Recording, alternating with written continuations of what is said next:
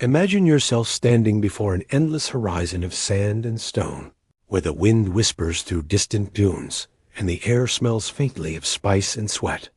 This is the Silk Road, not a single road, but a vast web of ancient paths stretching thousands of miles, linking the east and west, long before airplanes, maps, or comfort ever existed. But if you tried to travel it yourself, you wouldn't last very long. Welcome to History for Sleep, where we journey into the past, not just to learn, but to drift into calmness.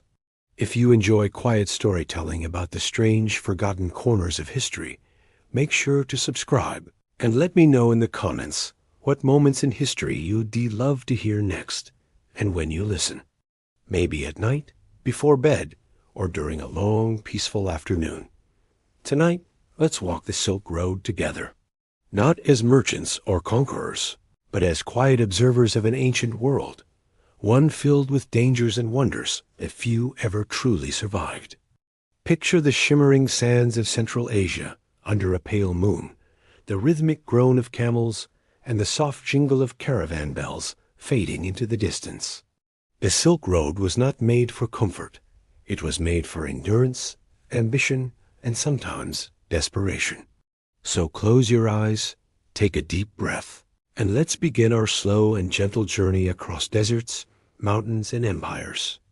Let the noise of the modern world fade away as we step softly into the dust of the past and discover why you wouldn't survive a journey on the Silk Road. For many, the phrase "the Silk Road" brings to mind shimmering fabrics, jeweled merchants, and the romance of faraway lands. It sounds like something from a dream, a road where spices perfumed, the air and treasures changed hands beneath golden suns.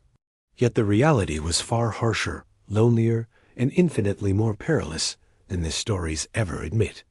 The Silk Road was less a single road and more a living organism that stretched and shifted across time, bending with the rise and fall of empires. It ran from the heart of China, through deserts and mountains, through Persia, into the Middle East, and beyond, a lattice of trade routes that pulsed with ambition, greed, and survival. Imagine beginning your journey in the ancient Chinese capital of Chang'an, today known as Xi'an. The city walls towered above the market stalls, where traders shouted in dozens of tongues. The air was thick with the scent of roasted chestnuts and horse sweat.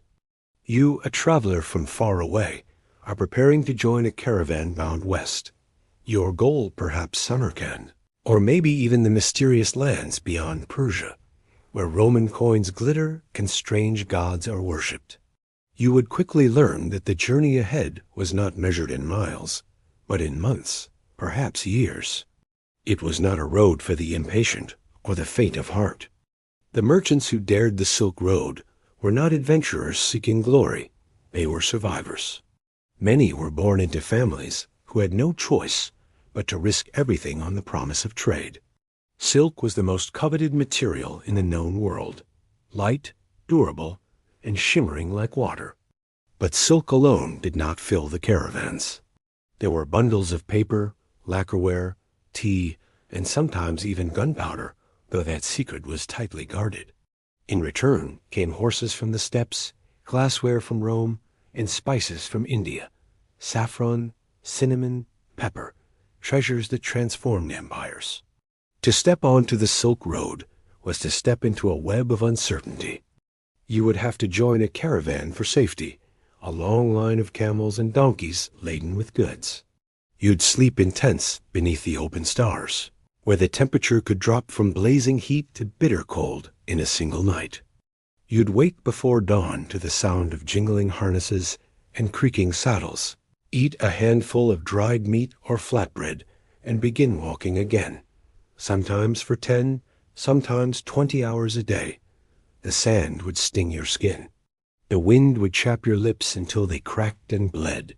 And yet, for all its hardships, the Silk Road thrummed with life.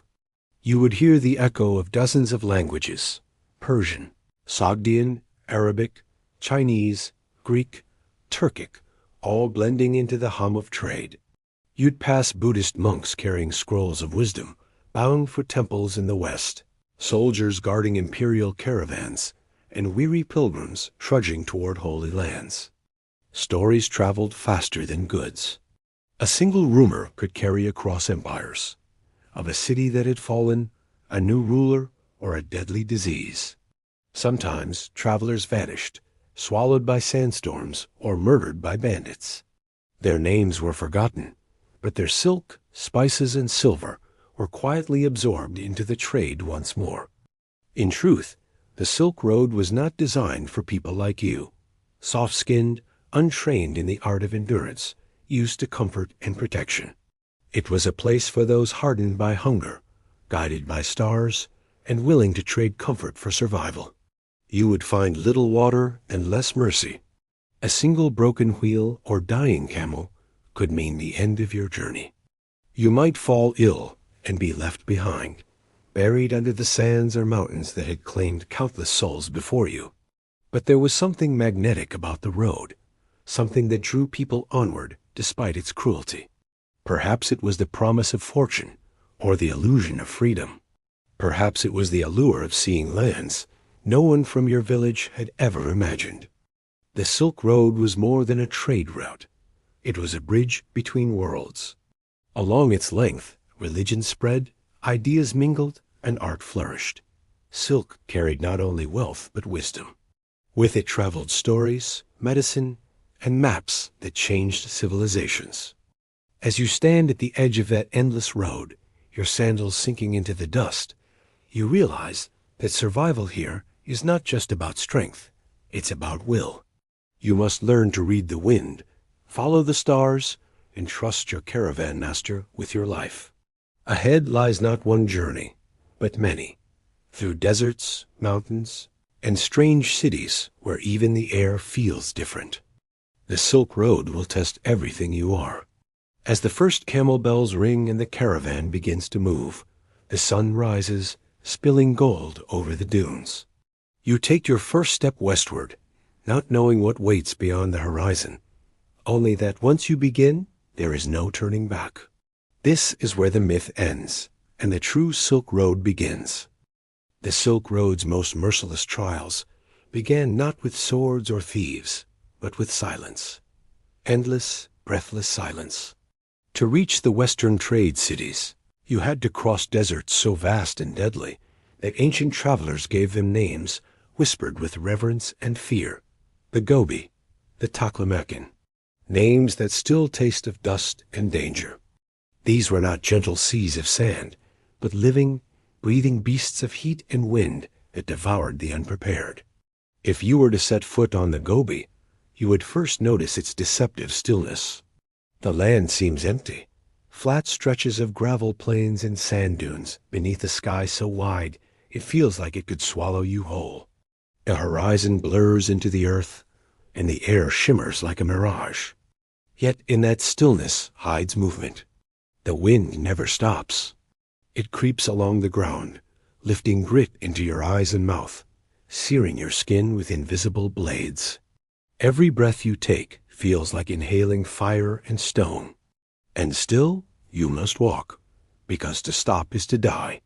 Caravans crossing the Gobi would leave from Dunhuang, the gateway city at the western edge of China. There, travelers stocked up on water, dried dates, and salt, and purchased the most precious companions of all, camels. The Bactrian camel, with its 2 humps and thick coat, was born for the desert. It could go days without water, carrying hundreds of pounds of silk and spices across the emptiness. Its padded feet moved silently over the sand, each step slow and steady, its breath a rhythmic sigh in the dry wind. You would learn quickly to love the sound of those soft footsteps. They were the heartbeat of survival, but even camels could fail. A Gobi could stretch for hundreds of miles without an oasis, and when one did appear, it was often brackish or poisoned with minerals. Travelers rationed water with brutal discipline, a few gulps at dawn, another before sleep. Some caravans marked their paths with bones or bits of fabric tied to poles, signs to those who would follow. And yet the sands shifted daily, erasing footprints, swallowing markers, turning direction into a guessing game. To lose your way in the desert was to vanish without trace. Countless skeletons of men and beasts were buried beneath the dunes, silent warnings to those who came after. And if you somehow made it through the Gobi, the Taklamakan awaited, a name that in local tongues meant go in and you won to come out. It was a cruel, vast expanse of sand mountains and salt flats, stretching over 130,000 square miles, one of the deadliest deserts on earth. The wind howled like a living creature there, reshaping the dunes every night. Some were said to rise higher than temples, steep and shifting, so that one misstep could send a traveler sliding into a pit of suffocating sand. The sun blazed mercilessly by day, and the temperature plummeted below freezing by night. Even the stars seemed distant, glimmering faintly through the haze of dust. Legends said that Taklamakan was haunted, that travelers heard voices whispering their names in the dark, that ghostly lights flickered at night, drawing the lost deeper into the sands. Some claimed these were spirits of dead merchants, still guarding their treasure. Others said it was the wind, tricking the mind of the thirsty and delirious. The Silk Road was full of stories like that, strange echoes of fear wrapped in mystery. But fear had purpose here. It kept you alive. To cross such places, you had to master the rhythm of the desert. Travel at dawn and dusk, when the air was cooler. Rest beneath tents during the burning noon hours. Tie a cloth over your mouth to filter the dust. Never stray from the caravan, no matter how thirsty or tired you became. And above all, listen to the caravan leader, for he carried not just experience, but the memory of generations who had walked the same deadly paths before. At night, when the air cooled, the desert transformed, the wind softened. The stars unfolded in impossible numbers, a river of silver scattered across a black sky. The camels huddled together, their breath steaming in the chill. You would lie awake, wrapped in a thin blanket, listening to the sigh of sand shifting around you. The world felt infinite and empty. The desert stripped away all illusions of wealth, pride, even identity. Under those stars, every traveler was equal, every heartbeat fragile. Sometimes faint traces of the past appeared, a broken wheel, a skeleton half buried in sand, a piece of silk caught on a thorn bush, evidence of those who didn't make it. You'd feel a chill that had nothing to do with the wind. Every step forward was a gamble, yet still people walked. Because the Silk Road, for all its cruelty, promised something beyond survival, connection. Those who endured its wrath became bridges between worlds, carrying the breath of one civilization into the heart of another. By the time you emerged from the desert, your skin would be cracked, your eyes hollow, your lips blistered and bleeding. You'd have lost weight, perhaps friends, perhaps even part of yourself. But you carry a silence with you, the kind that only those who have crossed death's doorstep can truly understand. Ahead, the mountains waited, rising like jagged teeth against the horizon. You'd think the worst was behind you. But on the Silk Road, the journey never got easier. It only changed its shape. If the deserts didn't claim you, then men surely might. The Silk Road, for all its promise of riches, wound through lands that were never truly safe. Kingdoms rose and fell along its length, and between them stretched wild, lawless territories where no emperor's banner flew. For every merchant dreaming of profit, there were 10 men lurking in the shadows, ready to take everything you carried, including your life.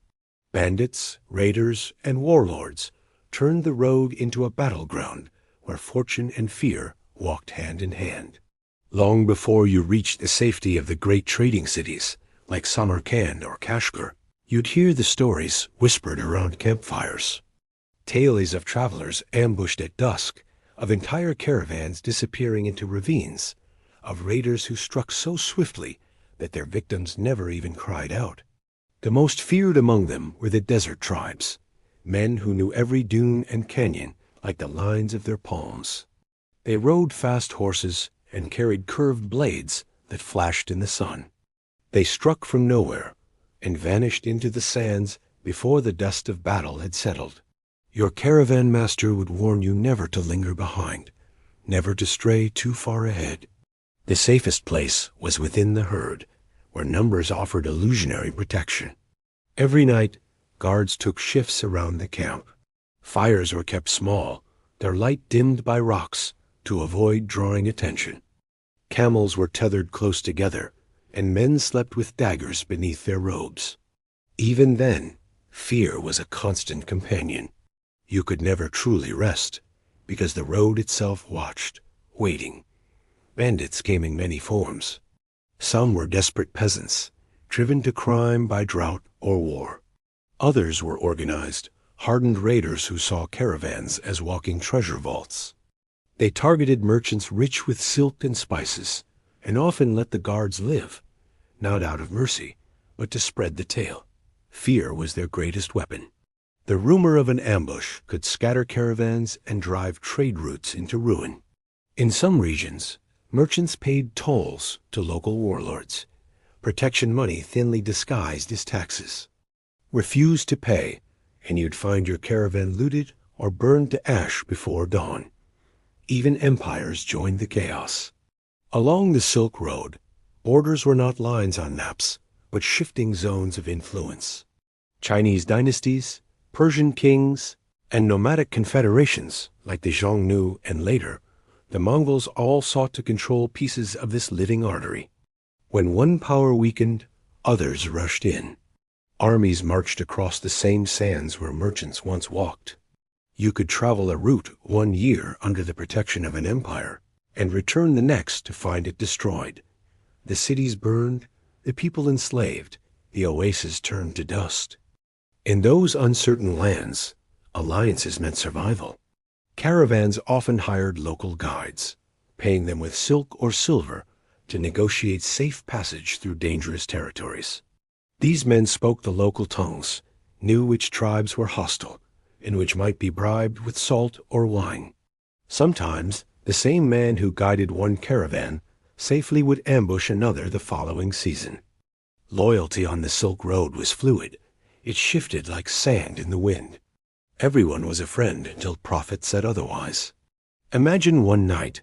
The stars are bright above, the wind soft, your camp quiet except for the gentle snorts of camels. You drift toward sleep when a distant sound snaps you awake. Hooves, faint but urgent.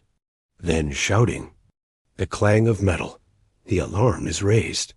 Torches blaze as figures on horseback erupt from the dark. Arrows whistle through the air, striking tents, animals, men. You grab what little you can and run, but the chaos is blinding. You hear the screams of beasts, the crack of fire, the guttural cries of raiders. When it's over, the silence returns, thick and suffocating. The survivors sit in the ash and dust, staring at the emptiness where their goods once stood. Everything is gone. The silk, the spices, the silver, even the water skins. Only the road remains, endless and indifferent. Those who continued after such raids carried scars not just on their bodies, but in their souls.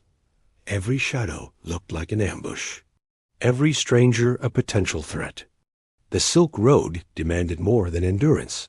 It demanded trust in a world that had none. For every step you took, you risked betrayal, loss, and death. And yet, men returned to it again and again, because the rewards, if you lived, could be greater than any kingdom's treasure. But there was another, subtler danger woven through this landscape of conflict, the politics of empires themselves. The rulers who controlled the road taxed it heavily, often squeezing merchants until their profits vanished. At checkpoints and border towns, officials inspected goods, demanded bribes, and confiscated whatever pleased them. One emperor's envoy might escort your caravan safely 1 month, while another soldier's robbed you the next. In the great game of empires, traders were pawns, their fates decided by treaties and tempers far away. Still, the road endured. For centuries, It pulsed like a vein connecting the body of the ancient world. Through the blood and dust, the Silk Road kept moving. Because as long as silk shimmered and spices perfumed the air, men would keep risking everything to carry them across continents. Each step westward was a step into uncertainty. And still, the caravan bells rang on, soft and steady, echoing through the centuries. Now, as you gather your few remaining possessions and look west again, you realize the road offers no mercy. Ahead lie mountains higher than clouds, winds colder than ice. The bandits have faded behind you, but the earth itself now rises to test your will. The Silk Road is far from done with you. It is only just beginning to reveal its hardest lessons. No history book can truly prepare you for the brutality of the Silk Road's climate. To walk it was to live in a world of extremes, where the sun could burn your skin raw by day, and the cold could freeze your breath by night. The road was not a path of comfort, but of constant battle between man and nature. And it didn't matter if you were a wealthy merchant or a humble servant. The wind and sand treated everyone the same. The Silk Road was an open furnace by day, a frozen tomb by night. Imagine waking before dawn when the world is still blue with cold. The camp is quiet except for the soft grunt of camels and the whisper of wind over the dunes. You pull your cloak tighter around you, your fingers stiff and aching. The stars are fading, replaced by a dull red glow on the horizon. The caravan begins to move. Camels rise slowly, grumbling, and the air fills with the sound of jingling harnesses. The sand crunches underfoot. You start walking. And then the sun rises, and everything changes. The warmth comes first as a relief, then as a punishment. The air thickens, heavy and dry, pressing against your lungs. The ground begins to radiate heat until it feels like the world itself is burning. You can taste the dust in every breath, a metallic grit that coats your tongue and teeth. Sweat trickles down your face, but it evaporates almost instantly, leaving your skin cracked and salty. The horizon ripples with false water, shimmering pools that vanish when you draw near. Mirages dance in every direction, mocking your thirst. There is no shade except the shadows of camels, long and thin against the sand. You walk in silence, your body screaming for rest, but rest is impossible. The heat is an enemy that hunts you relentlessly. The caravan master urges everyone forward. Stopping means falling behind, and falling behind means death. Men tie cloths around their heads and faces, eyes squinting against the brightness. Some whisper prayers, others mutter curses. The air smells of sweat, beasts, and despair. The sun feels eternal. Then, just as the world seems ready to melt, the day ends. The light fades, and with it, the warmth vanishes. The desert doesn't cool gradually. It collapses into cold. The same sands that scorched your feet now bite with frost. You wrap yourself in whatever layers you have, wool, silk, even camel hides, but the chill cuts through everything. The fire crackles weakly, its warmth fading a few steps away. You sit close, holding your hands out to the flames, watching your breath turn to mist. At night, the silence becomes almost sacred. The wind softens to a whisper. The stars emerge, so bright, so infinite, that you feel small enough to disappear. Some nights you might hear wolves or the distant cry of a jackal, but most nights there is only the slow breathing of the caravan, the creak of ropes, and the low murmur of men dreaming restlessly. You think of home, of real beds, of rain, of green things. But those memories feel like another life. It is during these nights that travelers began to understand what the Silk Road truly was. Not a road of trade, but of transformation. The body weakens, but the mind sharpens. You learn to listen to the shifting tone of the wind, to the rhythm of your camel's steps, to the strange, subtle signs that guide you toward survival. You begin to see beauty even in the harshness, the way the moonlight paints the dunes silver, the way frost glitters on the sand like tiny jewels. You start to understand why the monks and mystics, who once walked these same paths, spoke of enlightenment found in suffering. The desert stripped away everything false. Sometimes storms would come, sudden, violent, and merciless. The wind would roar without warning, lifting the sand into a blinding wall. The air turned orange, then black. You couldn't see your own hand in front of your face. The sand scoured your skin, filled your nose and mouth, and ground into your clothes. Camels screamed. Men tied ropes to one another to avoid being lost. For hours, the world became chaos, a storm of dust and terror. But there were moments of grace, too. Dawn after a storm was beautiful beyond words. The dunes would lie smoothed and unbroken, the sky clear and soft, the world seeming almost reborn. Sometimes the caravan would find a hidden oasis, a miracle of palm trees and still water, where birds sang and the air felt gentle. You would drink deeply, wash the dust from your face, and feel human again, if only for a moment. Then the road would call once more, and you'd pack your things and move on.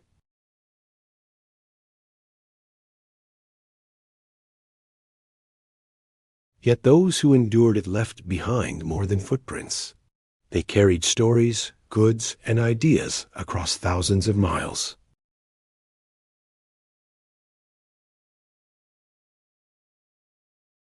Somewhere far to the west lies your destination, a city of noise, color, and life. But between you and that dream stretches more road than your heart can truly imagine. Tomorrow, the sun will rise again, and once more, you'll walk into its fire. Silk, that single word carried the promise of fortune and ruin. The Silk Road took its name from it, yet few who carried it ever touched wealth themselves. The irony was cruel. The very fabric that shimmered with beauty and grace in distant palaces was, for the traveler, a burden heavier than gold. Every bolt of silk represented danger, distance, and the constant threat of loss. To survive the road meant understanding the true weight of what you carried, both in your hands and on your soul. Silk was not merely fabric. It was status, currency, and legend. The Chinese guarded its secret fiercely for centuries, and for good reason. In the West, silk was worth more than silver, more than spice, sometimes more than a man's life. It was smooth, soft, and nearly weightless, yet its worth could feed an entire village. To hold a single roll of Chinese silk in Rome was to hold the sun itself, exotic, mysterious, and impossibly distant.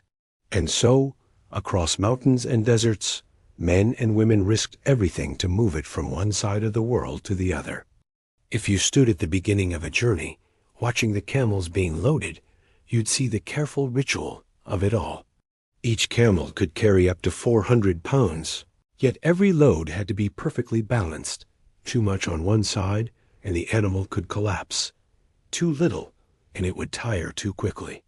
The silk was rolled tightly, wrapped in protective layers of oiled cloth, and stacked with care.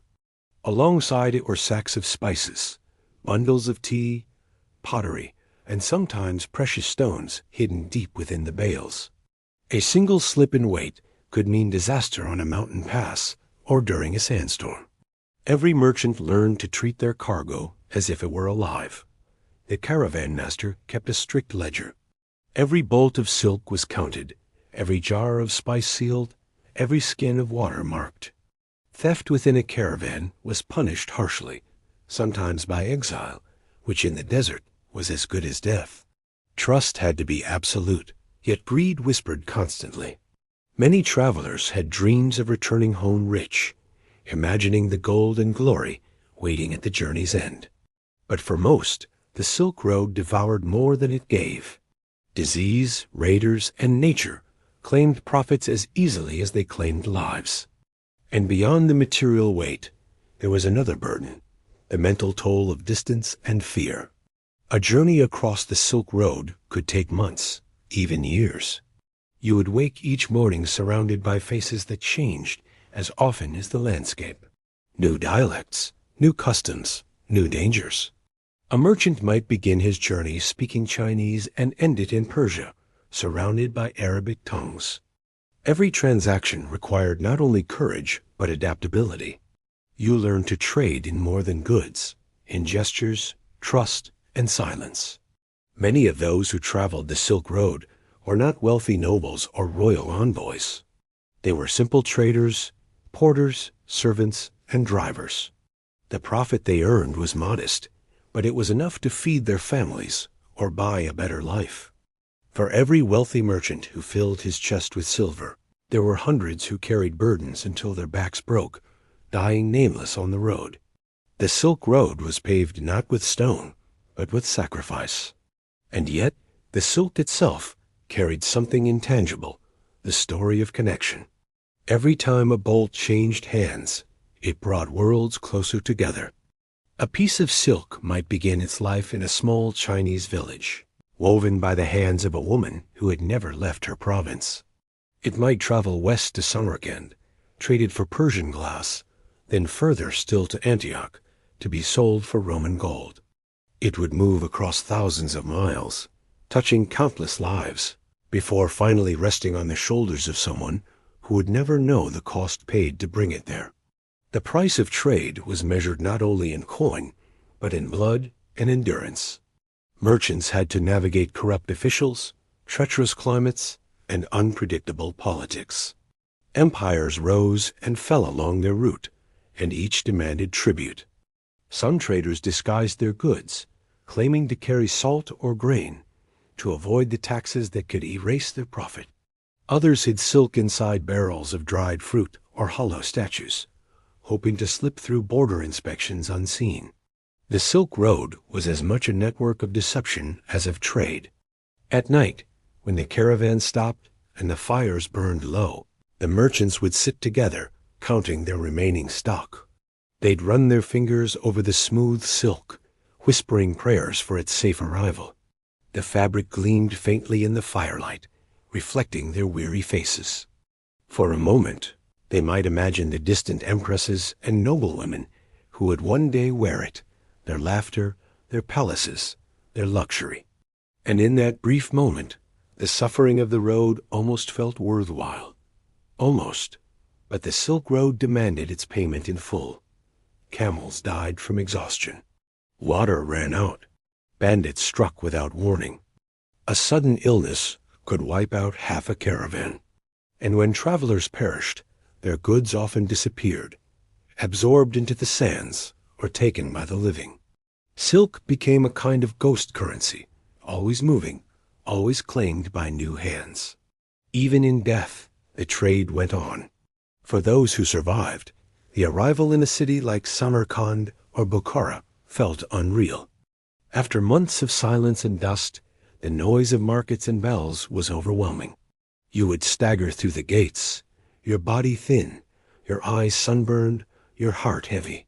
You'd sell your silk and take your share of silver, but you'd understand then that no coin could ever match the cost. The journey itself had changed you, stripped you of vanity, of comfort, of everything soft. You were now part of something larger than yourself, something both terrible and beautiful. The Silk Road was never about silk alone. It was about endurance, ambition, and the fragile line between survival and loss. Every roll of fabric, every bag of spice, every scar on a traveler's skin, they were all part of the same story. A story woven not with thread, but with human will. And as you load the next set of goods, adjusting the ropes and tightening the knots, you realize the truth. The silk is light. It's the journey that weighs the most. If the Silk Road had a heartbeat, it was the steady, rhythmic plod of camels. Their padded feet pressed softly into the dust, their necks swaying in slow unison, their eyes half-lidded and ancient. To the untrained traveler, camels seemed stubborn and ungainly. But to those who lived by the road, they were sacred, the silent engines of survival, the only reason trade could exist at all across such merciless lands. Without them, the Silk Road would have been impossible. Each caravan was a moving world. Dozens, sometimes hundreds, of camels carried loads of silk, spices, and precious goods. Alongside them walked men from every corner of the known world: Chinese traders, Persian guides, Turkic herders, Indian pilgrims, Greek interpreters, and occasionally even monks or missionaries carrying messages of faith instead of gold. Together, they moved like a living chain, bound not by language or loyalty, but by necessity. Every member of a caravan depended on every other, for to be left behind meant death. The morning of departure was always an act of controlled chaos. The air would ring with shouts in half a dozen languages as men adjusted harnesses, tied cargo, and coaxed reluctant camels to stand. The beasts groaned and hissed, baring their yellow teeth in protest. Their breath steamed in the cold dawn air. The caravan master walked among them, inspecting loads, muttering orders, and calculating distances in his head. He knew every stretch of the road, every dry well, every treacherous pass, every patch of land that might shelter bandits. His word was law, for his wisdom meant the difference between survival and death. Once the caravan began to move, its rhythm was hypnotic. The bells around the camels' necks chimed softly with each step, creating a music that blended with the sigh of the wind. Dust rose in golden clouds around their legs, catching the light of the morning sun. Travelers spoke little during the march. Words wasted energy, and silence kept focus. Every movement became deliberate, each step, each breath. The pace was slow but relentless, often covering 20 to 30 miles a day, depending on terrain. To walk beside the caravan was to learn patience on a level few in the modern world can imagine. Camels were perfectly suited for this life. Their humps stored fat, not water as many believed, but it allowed them to go for long periods without food or drink. They could survive on sparse vegetation and brackish water that would make a human violently ill. Their nostrils could close against blowing sand, and their thick eyelashes shielded their eyes from dust storms. They were, quite literally, designed for endurance. Yet even the mighty camel had limits. Overloaded, overheated, or forced to go too long without rest, they would collapse, and when they did, it was often permanent. A dead camel meant a lost fortune and another night of digging shallow graves in the sand. The bond between man and camel was strange but profound. Many caravanners gave their beasts names, spoke to them as though they were friends, and even shared what little water they had. A good camel could save a man's life. A bad one could doom him. The most trusted animals were treated with reverence, decorated with small bells or colored tassels, not for vanity, but to ward off bad luck. Superstition ran deep along the road. Some believed camels could sense danger before humans could. There were stories of caravans saved when their beasts refused to move, only for bandits or storms to strike moments later. Whether truth or legend, few doubted the instinct of the camel. Life in a caravan followed a rhythm older than memory. At dawn, the camp broke. Fires were stamped out, tents folded, loads secured. At midday, when the sun grew too fierce, the caravan halted for rest. Men sat beneath the shadow of their beasts, sipping water and chewing on hard bread or dried meat. The air shimmered with heat, and the horizon swayed like a living thing. Then, as evening approached, the caravan moved again, using the cooler hours to cover more ground. At night, campfires flickered across the desert like stars fallen to earth. The men ate their simple meals, repaired harnesses, told quiet stories, and watched the real stars above. Then they slept, each with a dagger close at hand, the camels kneeling in a circle around them, a living wall of protection. But even with all this discipline, danger was never far. A sudden sandstorm could scatter the caravan, blinding both man and beast. In mountain passes, loose stones or ice could send a loaded camel tumbling to its death. Sometimes entire sections of a caravan vanished in blizzards or floods, swallowed by nature's indifference. Those who survived would bury the dead quickly, cover the cargo if possible, and move on. There was no time for mourning. The road demanded movement. To stop too long was to invite death. The caravan master's greatest fear was running out of water. Every journey was measured in wells, those small, sacred points of life scattered across thousands of miles. Many wells were ancient, dug by forgotten hands, lined with stones slick with salt. Their locations were guarded secrets, passed from father to son among desert tribes. If a caravan missed one by even a few miles, it could mean disaster.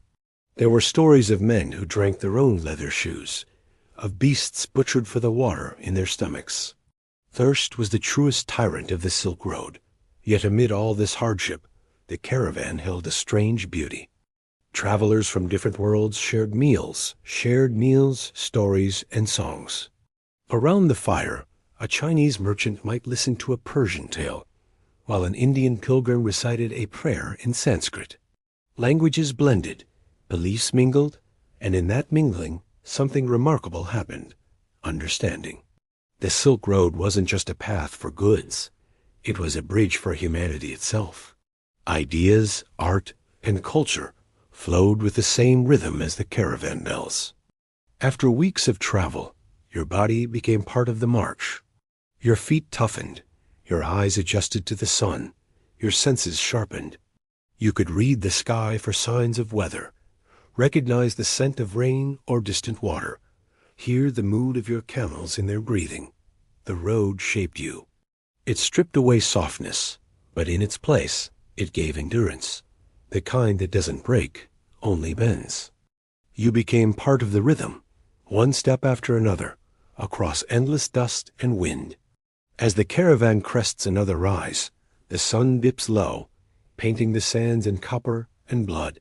The bells jingle softly, the beasts groan, and the air cools. Ahead, faint lights flicker, an oasis town perhaps, or the promise of one more night's rest. You feel the ache in your bones, but also something else, a strange calm. The long march has taught you that survival isn't about strength or speed. It's about persistence, the quiet, unbroken will to keep walking when everything in you screams to stop. And so, as night falls, you march on, guided by the stars, the camel's steady gait, and the ancient hum of a road that never truly ends. After weeks of walking through the endless emptiness, the first sign of an oasis was like a vision, a ripple of green against the desert, scold the shimmer of water that might have been a mirage, the faint cry of birds unseen for days. To the weary traveler, an oasis was not just a destination. It was salvation. The Silk Road is oasis towns were the beating hearts of the trade routes, small pockets of life clinging to the edges of survival. Without them, no caravan could have crossed the burning deserts or the frozen plateaus. They were the lungs of the Silk Road, allowing travelers to breathe before plunging once more into the dust. You would smell it before you saw it, the damp sweetness of water carried faintly on the wind. Then, over the dunes, the palms would appear, their dark fronds swaying gently, like flags of hope. The sound of bells would grow quicker as the camels sensed it too. Men straightened their backs, eyes brightening. The pace quickened almost involuntarily. The oasis was near. When the caravan finally reached it, the first sound was always the rush of water. Wells, streams, or ponds, ringed by reeds and stones, glittered in the sunlight. Some were natural springs, others man-made marvels maintained by generations of local families. The water was often brackish, sometimes muddy, but it was water all the same. Cool, wet, alive. The men and beasts drank deeply, some falling to their knees in exhaustion. The air felt different here, gentler somehow. The desert's cruel silence was replaced by the chatter of birds, the hum of insects, the murmur of voices. Around the water, clusters of mud brick houses rose like baked sculptures. Smoke drifted lazily from cooking fires. Children stared at the newcomers from doorways, and traders in worn robes appeared as if conjured by the smell of profit. Every oasis, no matter how small, was a crossroads. Goods from the east met those from the west. Spices changed hands for glass, silk for horses, jewels for salt. And always the caravans brought stories of distant wars, new emperors, vanished cities. In these small outposts, news was as valuable as gold. Life in an oasis town was hard, but it was constant. Families tended date palms, grew patches of barley or melons, and raised goats that wandered freely between houses. Water was rationed, carefully divided by channels and clay pipes built generations ago. Each drop was accounted for. The people who lived here understood the desert's rhythm better than any outsider. They knew how to coax life from nothing. In return, they demanded respect and payment. Travelers who took their hospitality for granted did not last long in the desert beyond. The caravan would stay for a day or two, sometimes longer if repairs were needed. The camp came alive with sound and motion. Saddles were mended, camels brushed, and wagons patched. Merchants haggled over prices in every corner. You'd hear snatches of a dozen languages blending into a single melody: Chinese, Persian, Turkic, Arabic, Greek, Sanskrit, Sogdian. Traders gestured wildly, bartering not only for goods, but for advantage.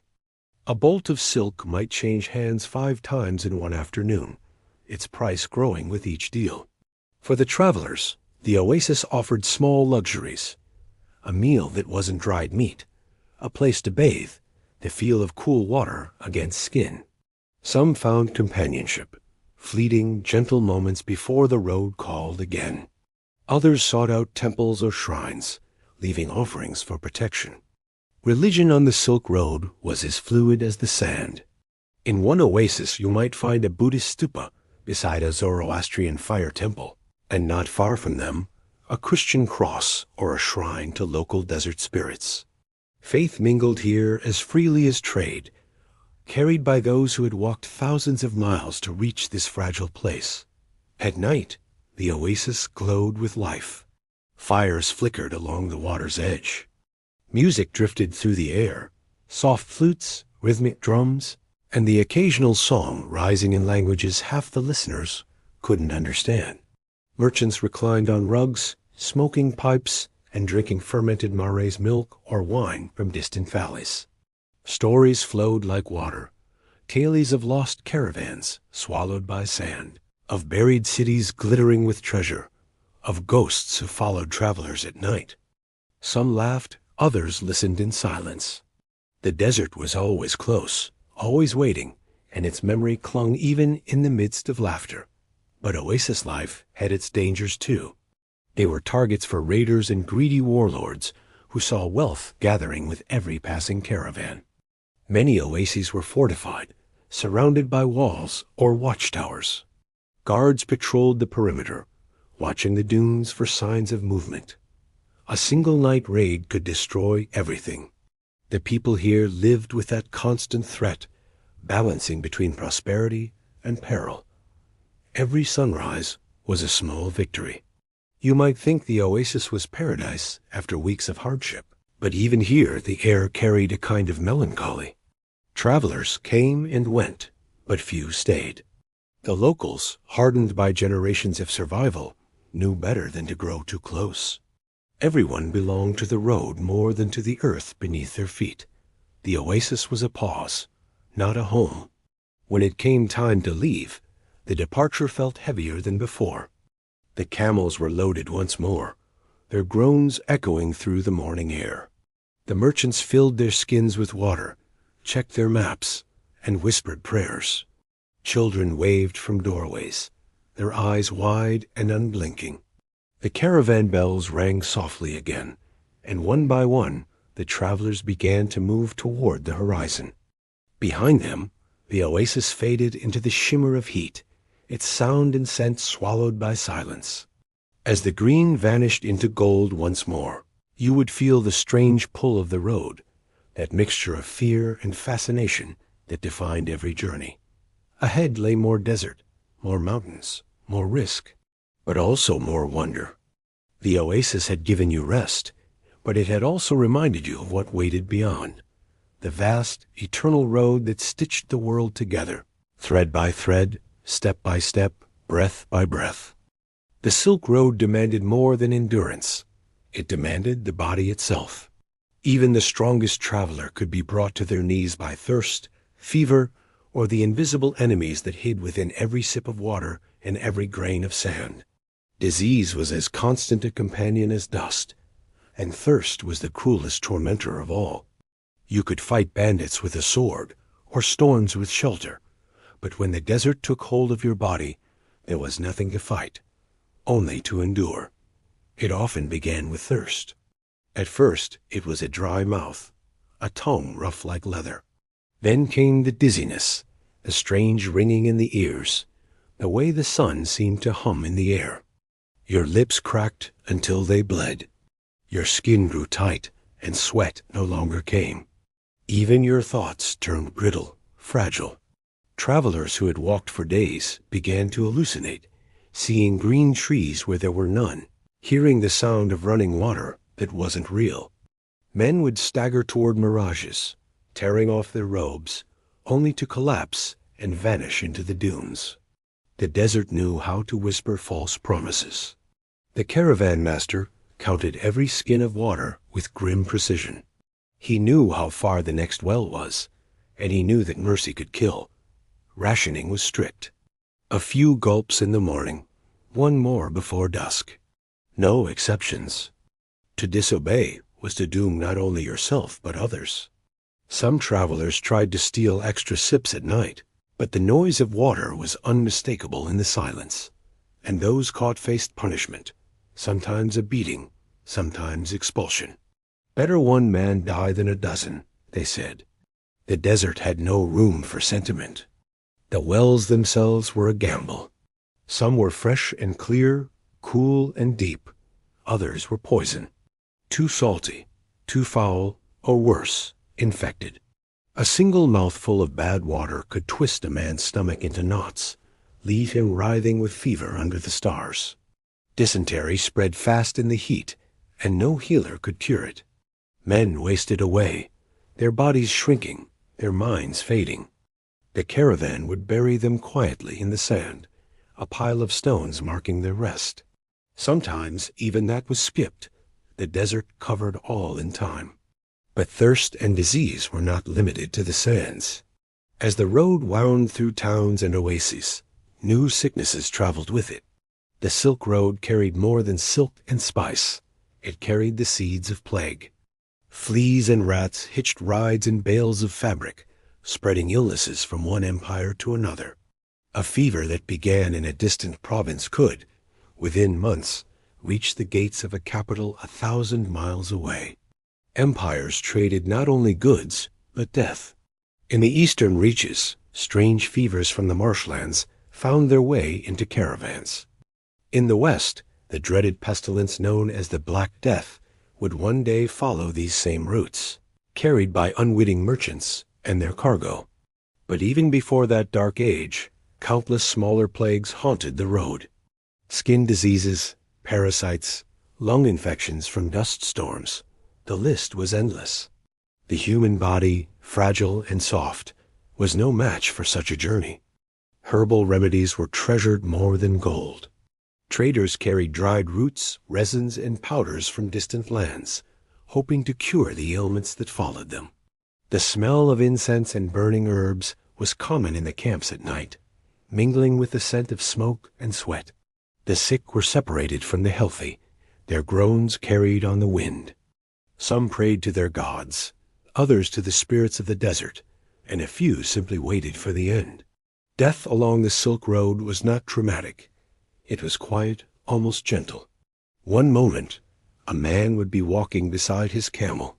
The next, he would lie down and not rise again. Water, disease, and exhaustion created an invisible economy of survival. Wells became as valuable as temples. Those who controlled them, whether local chieftains or city officials, wielded immense power.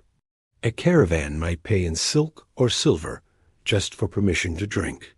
In drought years, entire trade routes shifted because a single oasis had gone dry. Travelers spoke of ancient wells cursed by spirits, where the water shimmered strangely and animals refused to drink. Superstition mixed with practicality, but even the most skeptical learned to respect the unseen forces of the road. You might think that the greatest suffering came from the physical pain, the thirst, the fever, the hunger, but it was the waiting that truly broke people. Watching the horizon for a line of green that never came. Counting the stars above, wondering if they were moving or if you were. Hearing the wind and thinking it sounded like water. Hope itself became dangerous because too much of it could drive you mad. The desert's cruelty was balanced only by its rare mercy. Once in a great while, a traveler would stumble upon a hidden spring, a pool of cold, sweet water bubbling from stone. These moments became legend, told and retold around campfires. Some swore the gods themselves guided such miracles, that the spirits of travelers long dead took pity on the living. Whether true or not, every drop tasted like life reborn. The Silk Road was a paradox. It connected worlds, but it also consumed lives. The same road that carried beauty also carried suffering. And yet, men kept walking. Caravans still formed. Merchants still dreamed. Because somewhere beyond the thirst and the fever waited the promise of trade, and perhaps something even deeper, a kind of meaning in the endurance itself. As night falls and the stars return, the caravan grows quiet. A few camels groan softly in their sleep. The air cools and the desert, for once, feels peaceful. You sit beside the dying fire, holding a water skin that's nearly empty, feeling the weight of it in your hands. You take a slow sip, careful, deliberate, and close your eyes. The taste of water is the taste of survival. It is bitter and beautiful, all at once. Tomorrow, you'll wake and march again. The desert won't care if you live or die, but the road will remember your footsteps. One of countless souls who gave their strength, their hope, and sometimes their lives to keep the Silk Road alive. If the deserts and mountains of the Silk Road tested the body, then its languages tested the mind. No single tongue could command this world of trade and travel. The road wound through so many kingdoms and cultures that every 100 miles seemed to bring a new sound, a new alphabet, a new way of shaping thought.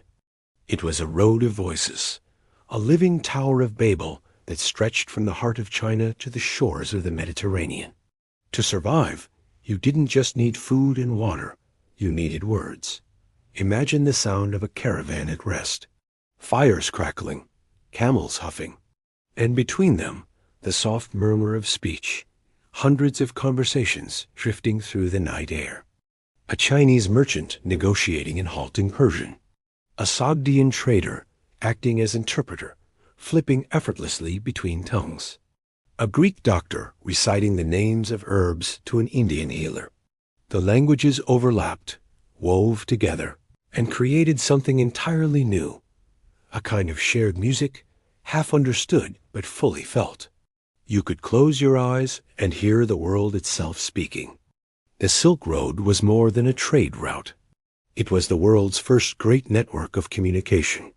Messages, ideas, and gossip traveled faster than armies. A new invention in China could be known in Persia within months. A rumor of rebellion could reach Rome before the rebellion itself began. And it was the traders, translators, and caravan masters who carried these whispers like wind. Among them, one people were especially famous for their skill with tongues, the Sogdians. Originating from what is now Uzbekistan and Tajikistan, they became the linguistic glue of the Silk Road. To speak Sogdian was to speak commerce itself. Their merchants were everywhere, in the Chinese court, in the bazaars of Samarkand, even as far west as Byzantium. They could greet a Buddhist monk in Sanskrit, trade with an Arab in his own language, and write contracts in Chinese characters. Their letters, written on scraps of silk and parchment, have been found buried in desert sands, fragile fragments of human connection that somehow survived the centuries. If you were a traveler with no knowledge of these languages, you would quickly find yourself at the mercy of interpreters.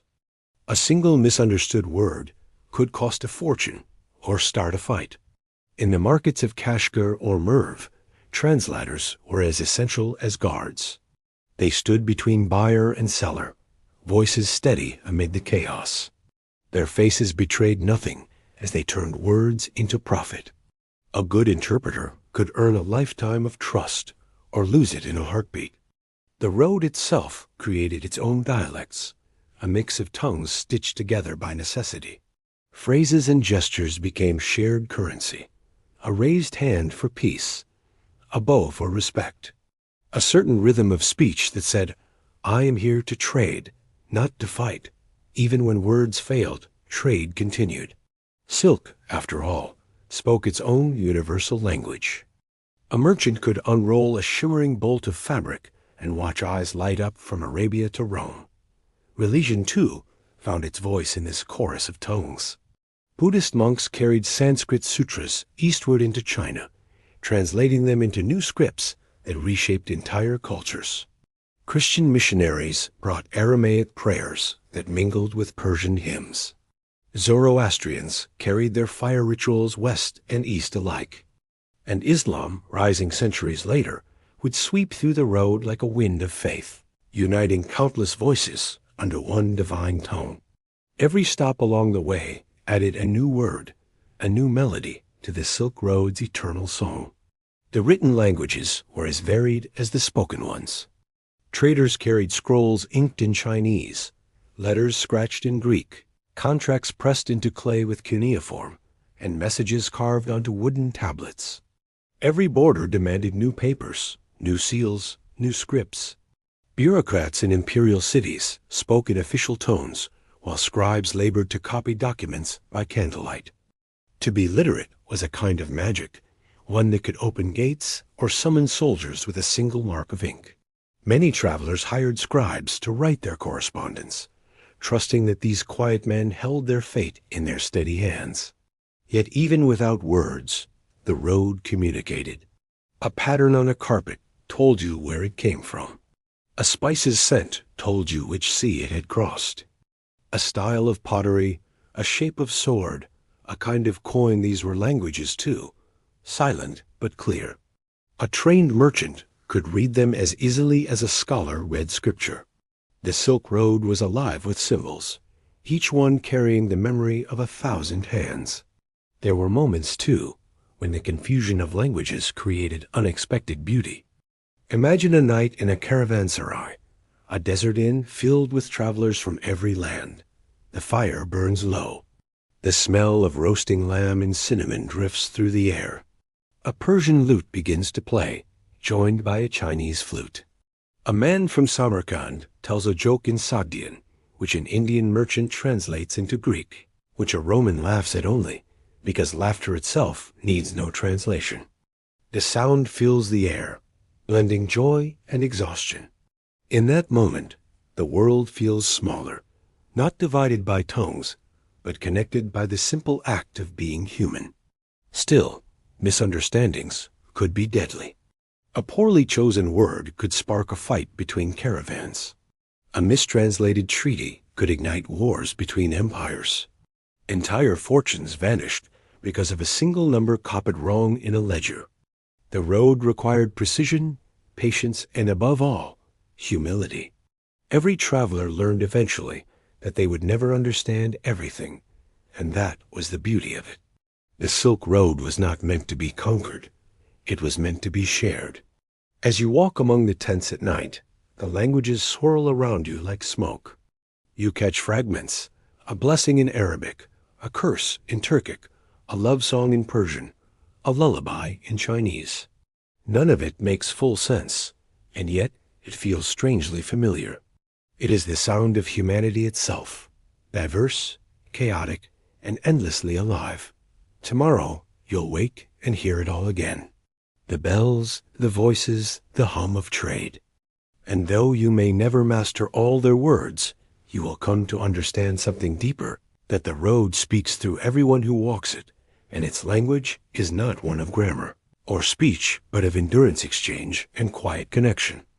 If there was one thing that made the Silk Road pulse with life, it was desire. Not for adventure or glory, but for the treasures that glittered at the edges of the known world, the things that people could touch, smell, and wear. Silk, spices, jade, porcelain, incense, and strange powders said to heal the sick or grant long life. Each object carried a promise of beauty, wealth, and mystery. The merchants who walked this road did not just trade goods. They traded wonder itself. The road got its name from silk, of course, that shimmering, impossibly light fabric that the Chinese had perfected long before most of the world even knew what it was. The secret of its creation was guarded more fiercely than gold. For centuries, the penalty for smuggling silkworms or their eggs out of China was death. Yet still, people tried. The allure of silk was irresistible. To the Romans, it was nearly magical. They imagined it was combed from trees or woven by spirits. Women in the imperial courts wore it like flowing water, their garments translucent in the torchlight, scandalizing senators who complained that silk trained Rome's gold into the east. But the demand never stopped. Alongside silk came the spices, the heartbeat of trade. Pepper, cinnamon, saffron, cloves, and nutmeg traveled in tightly sealed pouches, their scents intoxicating even through layers of cloth. In Europe, they were worth their weight in silver. A single pinch of pepper could flavor a feast. A vial of saffron could dye the robes of a king, and a handful of cloves could disguise the stench of spoiled meat. Spices were luxury, medicine, and magic all at once. To possess them was to hold a piece of paradise. But the treasures of the Silk Road went far beyond silk and spice. From China came porcelain so fine it rang like glass when struck, lacquerware polished to a mirror's sheen, and paper, a quiet invention that would one day change the world. From India came ivory, gems, and cotton, so soft it seemed to float. From Persia came glassware and metalwork that shimmered like captured fire. From Arabia came incense, frankincense, myrrh, and amber, used in temples and palaces alike. Each region offered its own marvels, each exchange a fusion of craft and culture. Even the trade routes themselves became part of the treasure. Hidden Mountain passes guarded caches of jade and turquoise, stones prized by emperors and shamans alike. The caravans that carried these goods moved not just with merchants, but with secrets. Every trader guarded his sources as fiercely as his profits. Where did the finest silk come from? Which valley grew the sweetest cinnamon? Which city paid the most for glass or paper? To know such things was to possess power. Knowledge was currency, silent, invisible, priceless. There were entire legends born from this mystery. Stories of lands of gold hidden beyond the horizon, of fountains that could restore youth, of spices grown in gardens guarded by dragons. Some said the East itself was enchanted, a place where the sun rose from the mountains and gods walked among men. Travelers would return with tales of jeweled temples and vast palaces, of cities where night was bright as day. Whether true or not, these stories gave the Silk Road its magic. They turned trade into myth. In the markets along the route, Samarkand, Bokhara, Kashgar, Palmyra, the treasures of the world came together in dizzying variety. Imagine standing in one of those bazaars. The air is thick with scent, musk, incense, sweat, and spice. Stalls overflow with carpets patterned like stars, bronze mirrors that catch the sun, pearls from distant seas, scrolls of wisdom written in languages you can't read. Every color seems brighter, every sound sharper. A merchant calls to you in Persian, another in Chinese. Gold glints in the corner of your eye. Somewhere nearby, a storyteller chants verses from memory, his voice rising and falling like the wind. The world, it seems, has gathered in one place. But behind the beauty lies danger. The road's treasures attracted not only merchants, but thieves, officials, and spies. Empires rose on the wealth of this trade, and they watched it jealously. Caravans were taxed heavily, inspected, and sometimes seized outright. There were secret agents of emperors posing as traders, gathering intelligence under the guise of barter. There were counterfeiters who mixed cheap goods with real poisoning trust. And there were smugglers who slipped through mountain passes at night, carrying forbidden silk or sacred relics under layers of dust and cloth. The Silk Road glittered, but much of that glitter was shadowed. Still, the exchange went deeper than profit. As goods moved, so did ideas. A monk from India might travel to China to share the teachings of the Buddha. A craftsman from Persia might bring new designs for pottery or glass. Doctors shared herbs and cures. Astronomers compared maps of the stars. The treasures of the road were not only physical, they were intellectual, spiritual, cultural. A Chinese compass might find its way into an Arab sailor's hand. A Greek manuscript might inspire a scholar in Central Asia. The Silk Road became the nervous system of civilization, carrying not only wealth but wisdom. And yet, for all the splendor, the human cost was steep. Many who carried these treasures never saw the cities where they were sold. They died nameless, buried beside their goods, their bones bleaching in the sun. A handful of silk might make it to the emperor's wardrobe, but a dozen men might have fallen for it along the way. Each spice jar in a royal kitchen had a story written in sweat and blood. The world's luxuries were built on the endurance of the forgotten. As night falls over the market, the fires burn low, and the air grows cool.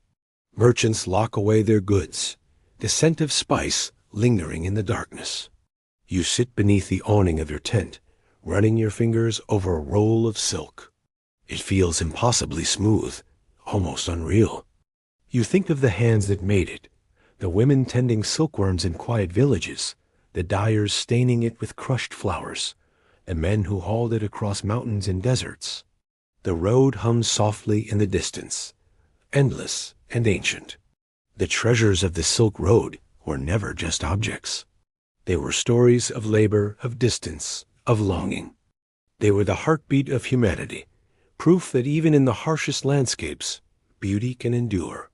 Tomorrow, the caravan will move again, and the treasures of the East will continue their journey westward, fragile, shining threads connecting the world in ways that still shimmer, even centuries later. For all the Silk Road's vastness and danger, there was one threat that travelers could never escape: the power of empires. The sands and mountains might test your body, but the laws and taxes of kings tested your patience, your purse, and your spirit. Every mile of the Silk Road passed through the hand of a ruler, and every ruler wanted their share. To move from one empire to another was to step not just across borders, but into a maze of politics, greed, and fragile alliances that could shift overnight. The Silk Road wasn't a single nation's domain. It was a living chain of territories, each ruled by its own laws, languages, and ambitions. China's emperors, the Persian shahs, the Turkic khans, the Arab caliphs, and later the Mongol great khans, all saw the road as their artery of wealth. And they were right. Whoever controlled the flow of goods controlled the pulse of civilization itself. Silk, gold, spices, and paper, they all passed under watchful eyes, and those eyes never looked away for free. If you were a merchant, your journey was as much about diplomacy as endurance. You could survive the desert and evade bandits, only to lose everything at a border gate. Soldiers, tax collectors, and bureaucrats stood ready, quills in hand, palms outstretched. Officially, they called it tariffs or tolls. Unofficially, it was tribute, a payment for permission to exist. Each checkpoint demanded new documents, new seals, new fees. You might show your papers to an officer who couldn't read them, but still demanded a fee for inspection. Gold moved faster than ink on the Silk Road. Some empires made an art of taxation. The Han dynasty in China monitored caravans meticulously, counting every bale of silk and weighing every sack of spice. The Persian kings built relay stations and watchtowers, both to protect travelers and to ensure nothing slipped through untaxed. The Parthians, masters of the central routes, charged by the camel, by the weight, even by the road itself. There were rumors that in some stretches of Central Asia, merchants paid a toll to cross a particular rock formation, simply because someone had claimed it as theirs centuries ago. Yet for all their greed, these powers also protected the road. Empires understood that trade was lifeblood. If caravans stopped coming, cities starved, soldiers went unpaid, and temples grew quiet. So, while taxes were heavy, protection was part of the bargain. Armed escorts patrolled certain routes. Fortresses guarded mountain passes. In exchange for tribute, travelers received the one thing more precious than gold: relative safety. In times of stability, the Silk Road thrived. In times of war, it withered like grass beneath frost. The balance was delicate. A single ruler's death could unravel everything. Treaties forgotten, routes closed, alliances shattered. One year, a caravan might pass unchallenged. The next, it might find itself trapped between warring kings, its goods seized in the name of peace. In such chaos, merchants became diplomats by necessity. They learned to flatter governors, bribe soldiers, and speak in ways that soothed pride and avoided suspicion. Silk wasn't the only thing traded on the road. Favors, promises, and secrets were currency too. Then there were the middlemen, the traders who knew how to navigate politics as well as geography. Sogdians, Persians, and Arabs often acted as intermediaries, smoothing relations between distant empires. They were multilingual, adaptable, and patient. To them, empire was a tide, sometimes rising, sometimes falling. The road didn't belong to rulers. It belonged to those who could endure their whims. Empires might draw lines on maps, but the caravans kept moving, following the ancient pulse of trade that no border could truly stop. Still, the bureaucracy could be maddening. Imagine arriving at a city gate after months of travel, your camels laden with silk and jade. The guards stop you, demanding papers stamped with the seal of an official who died 3 years ago. You explain, argue, plead, but they only shrug.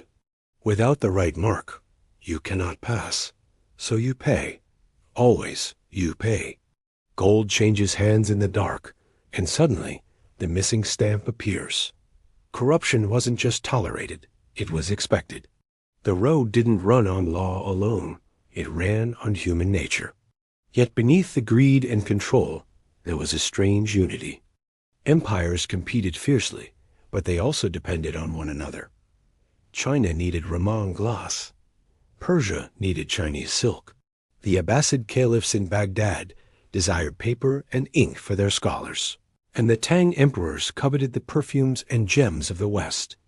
The Silk Road made enemies into partners, bound together by trade more powerful than war. Even when armies clashed, the merchants found a way through, quietly weaving connections that outlasted kings. During its golden ages, the road thrived under vast empires that embraced its complexity. Under the Pax Mongolica, the Mongol peace, in the 13th century, the Silk Road became safer than it had been in centuries. The Mongols, fierce as they were in conquest, understood commerce. They protected travelers, repaired roads, and established way stations stocked with food and horses. A merchant could travel from China to the Mediterranean under one empire's rule, carrying a single passport stamped with the Great Khan's seal. Taxes were still heavy, but predictable. For a brief moment, the world felt connected, the road unified by sheer will and iron discipline. But that peace, like all things, was fragile. As empires fractured, so too did the road. New borders appeared, new taxes multiplied, and greed again strangled the flow of trade. The Silk Road became a gauntlet of checkpoints, where every man in power took his piece of the journey. The merchants adapted, as they always did. Some found new routes through mountains and rivers. Others turned to the sea, where ships began carrying silk and spices around the southern coasts instead of through the desert. The old road began to fade, its glory dimming like an ember in the wind. Still, even as you walk through yet another checkpoint, handing over your hard-earned coins to another official in ornate robes, you know this truth. No empire truly owns the Silk Road. They may claim it, tax it, guard it, or choke it, but the road itself belongs to movement, to the caravans, to the voices, to the dust. Empires rise and fall. The road remains. And as the guards finally wave you through, the gates creaking open to the world beyond, you feel the strange, familiar rhythm return. The caravan bells ring again. The sun glints off distant sands. Another empire lies ahead, another toll, another horizon. The politics of passage never end, but neither does the road.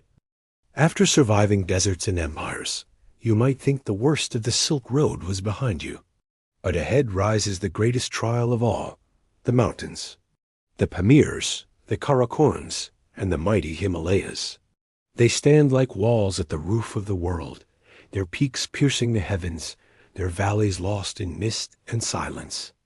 To cross them was to step into another realm, one where the air itself turned against you, and every breath came at the price of pain. The locals called the Pamirs the roof of the world, and rightly so. These were lands untouched by comfort, where the horizon seemed to fall away into the sky.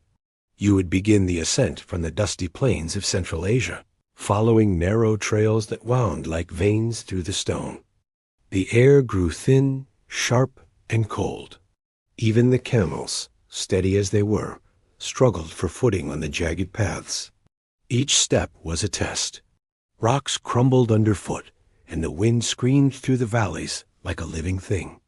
You'd learn quickly that there was no rhythm here, no steady march, no predictable pace.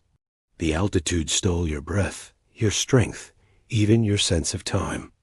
Days and nights blurred together in a haze of fatigue. The sun was blinding, yet the air froze your fingers. You could burn and shiver in the same moment. Travelers wrapped themselves in layers of wool and fur, their faces hidden behind scarves to block the cutting wind. Conversation dwindled to silence. Even the animals seemed subdued, their usual groans replaced by quiet endurance. The mountains were beautiful, yes, but their beauty was cruel.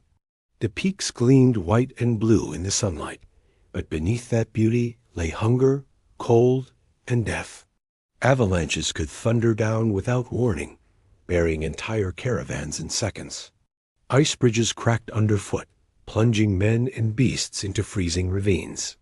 The wind carried voices, strange, haunting echoes that seemed almost human. Some said they were the spirits of travelers who had died on the passes, whispering warnings to those who followed. Others said they were the mountains themselves, alive and watching. The Pamirs were not the only killers. To the south, the Himalayas loomed, an endless wall of snow and stone. The passes through them were narrow and treacherous, sometimes no wider than the length of a man's arm. The path wound along cliffs where a single misstep meant falling into nothingness. Snow fell without mercy, blinding and relentless. The cold sank into your bones, numbing thought and movement alike. Fingers blackened, lips split, and eyes watered until they froze shut. Breathing became labor, each inhale sharp as knives. The mountain didn't need to strike you to kill you. It simply waited. And yet, for all its dangers, this was the road's most breathtaking stretch. The higher you climbed, the closer you felt to the heavens. The stars seemed near enough to touch, the sky impossibly clear. At night, when the campfires flickered weakly against the dark, you could see the Milky Way stretch across the entire sky, a river of light guiding the weary. For some travelers, this isolation brought peace, a kind of holy silence that erased the noise of the world below. For others, it brought madness. The mountains stripped away everything, even the sound of your own heartbeat. The caravans that crossed these passes were smaller and slower. The camels were replaced by yaks or mules, creatures better suited to the terrain. Each animal carried a fraction of what it once did in the desert, and every pound counted. Travelers threw away goods to lighten the load, bolts of silk, sacks of spice, even tools. It was said that the passes of the Pamirs glittered with lost wealth, treasures frozen forever in the snow. Many who came seeking riches found only graves. Even water, the source of life, could become an enemy. Streams turned to ice, and melting snow for drink was a delicate art. Drink too fast, and the cold would seize your stomach like a fist. Drink too little, and thirst would drive you mad. Fires were nearly impossible to keep alive in the thin air. Smoke rose sluggishly, and fuel was scarce. The nights were so cold that metal cracked, and ink froze in the wells of pens. Letters, journals, contracts, all became brittle relics of intention, useless against the wind. It was in these mountains that cultures met and blurred in strange harmony. Pilgrims and monks from India passed traders from China, exchanging blessings instead of goods. Nomads appeared from nowhere, wrapped in furs, guiding travelers for a handful of silver or a promise of food. They knew the secret paths, the safe caves, the signs in the snow that warned of danger. Their faces were burned by sun and wind, their eyes narrow and sharp. They were ghosts of the mountains, moving with a grace born of necessity. But even with guides, many caravans vanished. Tales spread of routes that led nowhere, of valleys that swallowed sound, of snowstorms that erased every trace of life. The Silk Road had always been dangerous, but here it became something almost mythic. Survival depended not on strength, but on surrender, to the mountain, to the pace, to the thin, cold air that allowed no arrogance. Every step felt like a prayer. When at last the caravan descended, whether into the fertile valleys of India, the steppes of Persia, or the plateaus of Tibet, the relief was almost overwhelming. The first sight of grass, the first whiff of damp earth, could bring a grown man to tears. The mountains behind you would seem impossible, like a fever dream of white and stone. You'd look back once, perhaps, at their jagged peaks vanishing into clouds, and feel both awe and fear. Few who entered their realm came out unchanged. The Pamirs and Himalayas were the ultimate guardians of the Silk Road, the test that separated dreamers from survivors. They kept the road honest. No man, no empire, no caravan, no treasure could pass through them without humility. To cross them was to confront your own limits and find them wanting. Yet those who did survive carried more than silk and spice. They carried stories of the sky itself, of the thin line between life and eternity. As you descend at last into the valley, lungs burning but full, you understand what every traveler before you must have known. The mountains do not forgive, but they do reveal. And for those who lived to tell of them, they left behind something more precious than gold, the quiet, eternal knowledge of how small and miraculous it is simply to endure. The mountains of the Silk Road did not end with a single pass. They unfolded endlessly, each range giving birth to another, each valley rising into yet more impossible heights. After the first ascent, you began to understand why they were called the Mountains of Death. It was not because they sought to kill you outright, but because they could do so without effort, without malice, without warning. Their power was silent, patient, and absolute. The snow, the storms, and the air itself were enemies that struck not with noise, but with stillness. The first snows often came without warning. You would wake to find the world transformed, the ground soft beneath your feet, the horizon erased in white. The familiar trails disappeared overnight, buried under drifts that sparkled in the morning sun like jewels and hid bottomless traps beneath. Even the sound of the caravan changed. The crunch of boots, the steady ring of bells, the sigh of camels. All became muffled, subdued, as though the mountain itself demanded silence. The world narrowed to the few feet before your eyes. Beyond that, there was nothing. Snow was not simply cold. It was heavy, deceptive, and alive. It hid crevices in cliffs, concealed streams that froze at the surface but ran beneath, ready to swallow an unwary step. Men and animals alike slipped without a sound. One moment you would be walking beside a companion. The next there would be an empty rope dangling over the edge, the echo of a shout swallowed by the wind. You learned not to look too long at those places. The mountain took what it wanted and offered no explanation. And then there were the storms, the true voice of the high places. They came like living things, roaring down from the peaks, their arrival announced by the sudden drop of pressure in a darkness that fell, even at noon. The wind hit first, howling through the passes, tearing at tents and cloaks. Snow followed, flung sideways, sharp as glass. Visibility vanished. The caravan bunched together, men shouting to stay close, though their words were ripped away by the gale. Fire was impossible. Even breath became a battle. The storm's rage could last for hours or days, and when it ended, silence returned like a ghost, leaving behind a world unrecognizable. Drifts covered everything, the trail, the supplies, sometimes even the bodies of those who hadn't made it.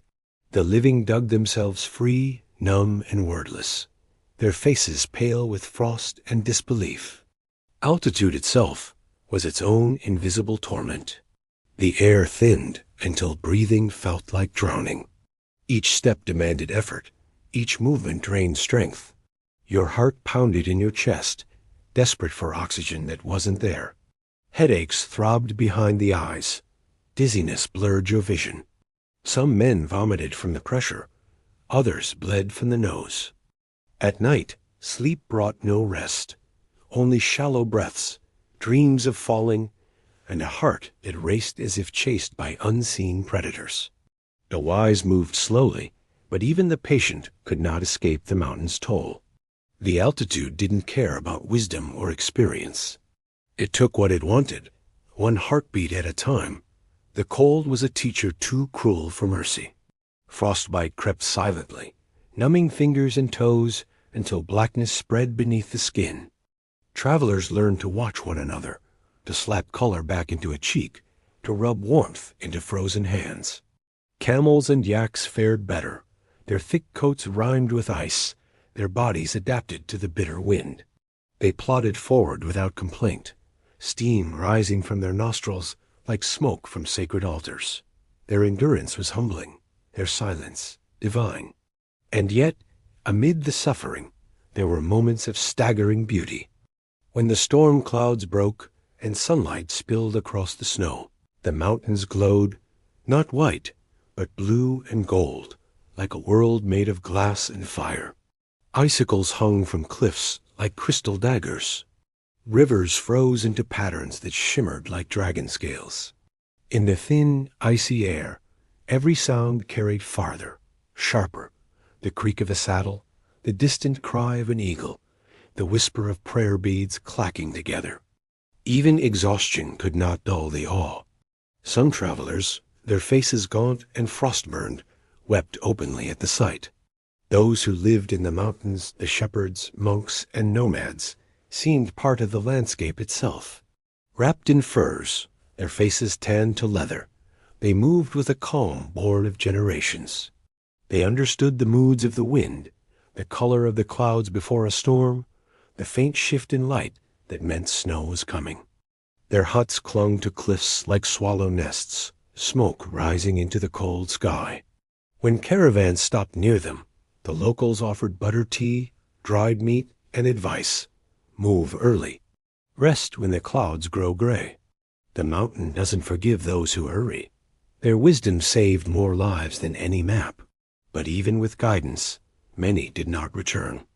Along the higher passes, travelers found the remnants of those who had come before. Half-buried bones, fragments of saddles, bits of cloth fluttering in the wind. These became landmarks, grim reminders of the price of impatience. Some believed the mountain demanded sacrifice. Others thought the dead simply stayed to guide the living. Either way, every step felt haunted. The road itself was paved with ghosts. At night, when the wind calmed and the stars emerged, you could almost forget the cold. The sky above the mountains was unlike any other, vast, brilliant, infinite. You could see the curve of the Milky Way stretching across the heavens like a river of silk. The air was so clear it felt holy. The fires burned low, the camels huddled together, and for a brief moment, peace returned. The road slept, wrapped in frost and moonlight. As dawn came, the snow glittered pink and gold, and you rose again, joints aching, breath heavy, but spirit unbroken. The caravan moved onward, slow and steady, leaving a trail of prints that the next storm would soon erase.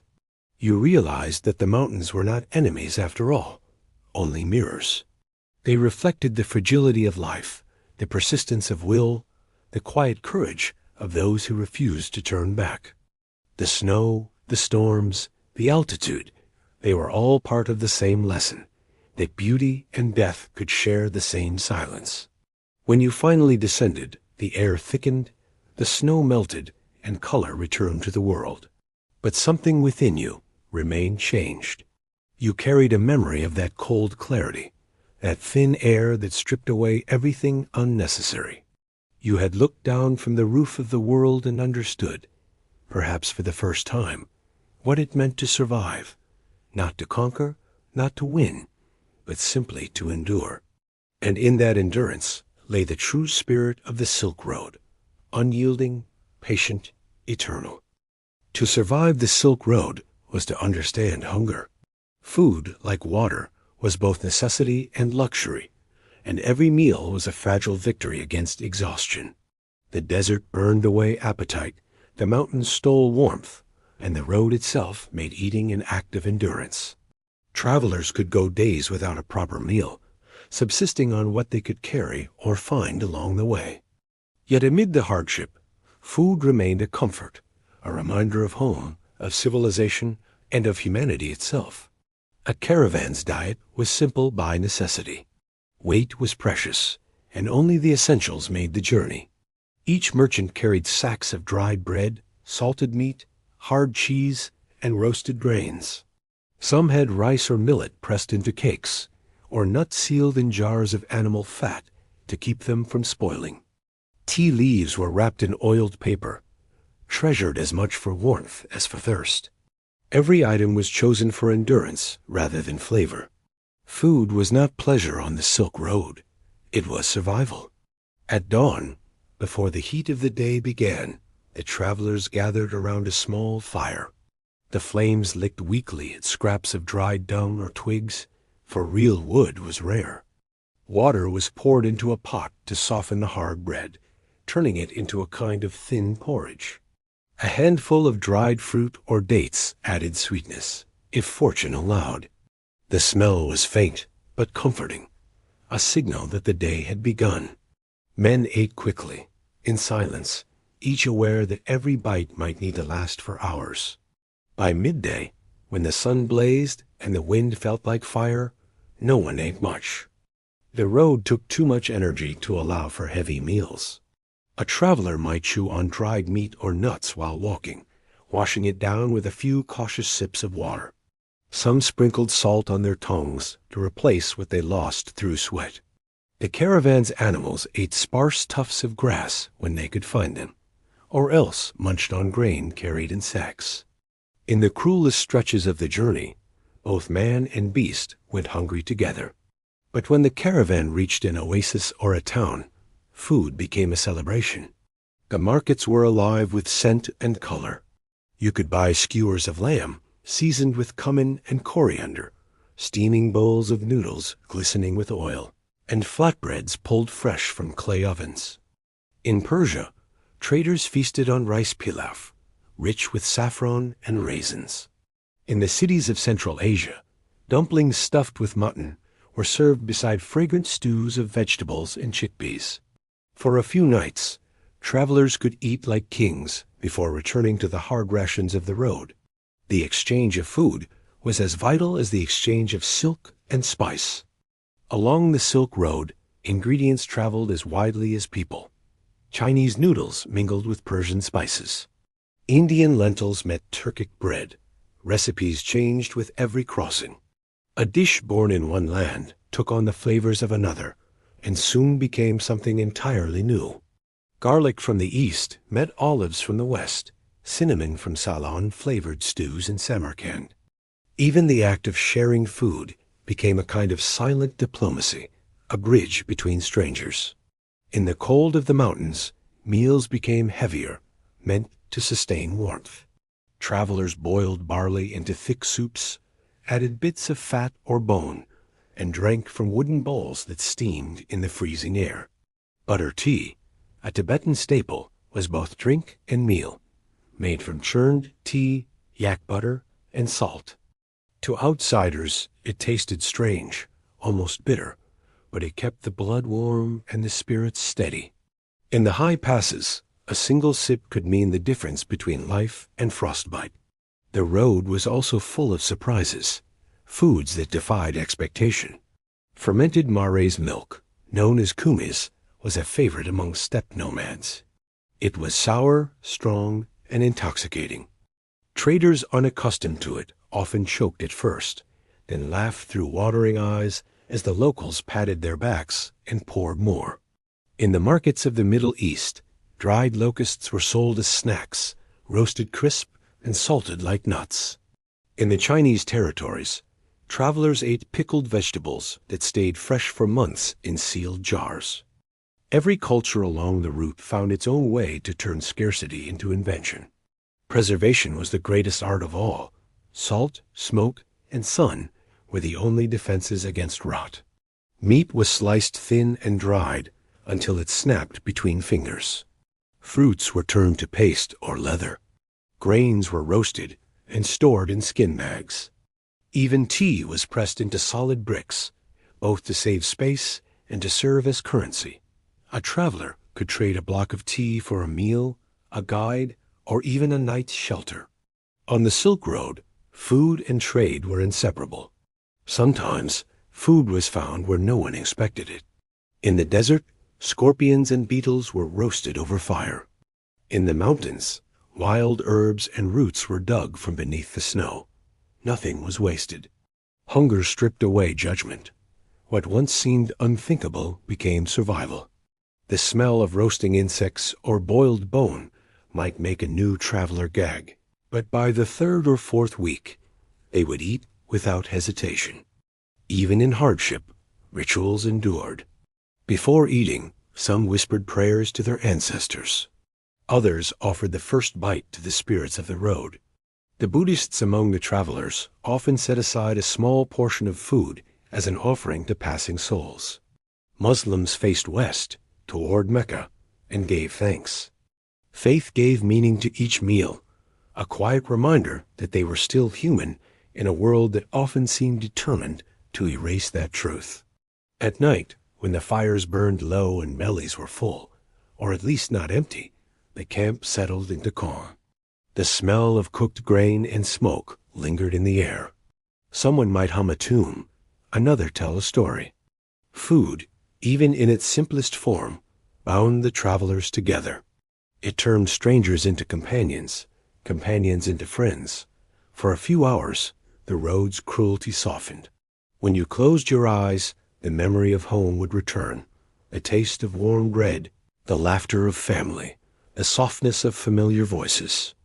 And in the stillness between breaths, you understood that every grain of rice, every crust of bread, was a miracle.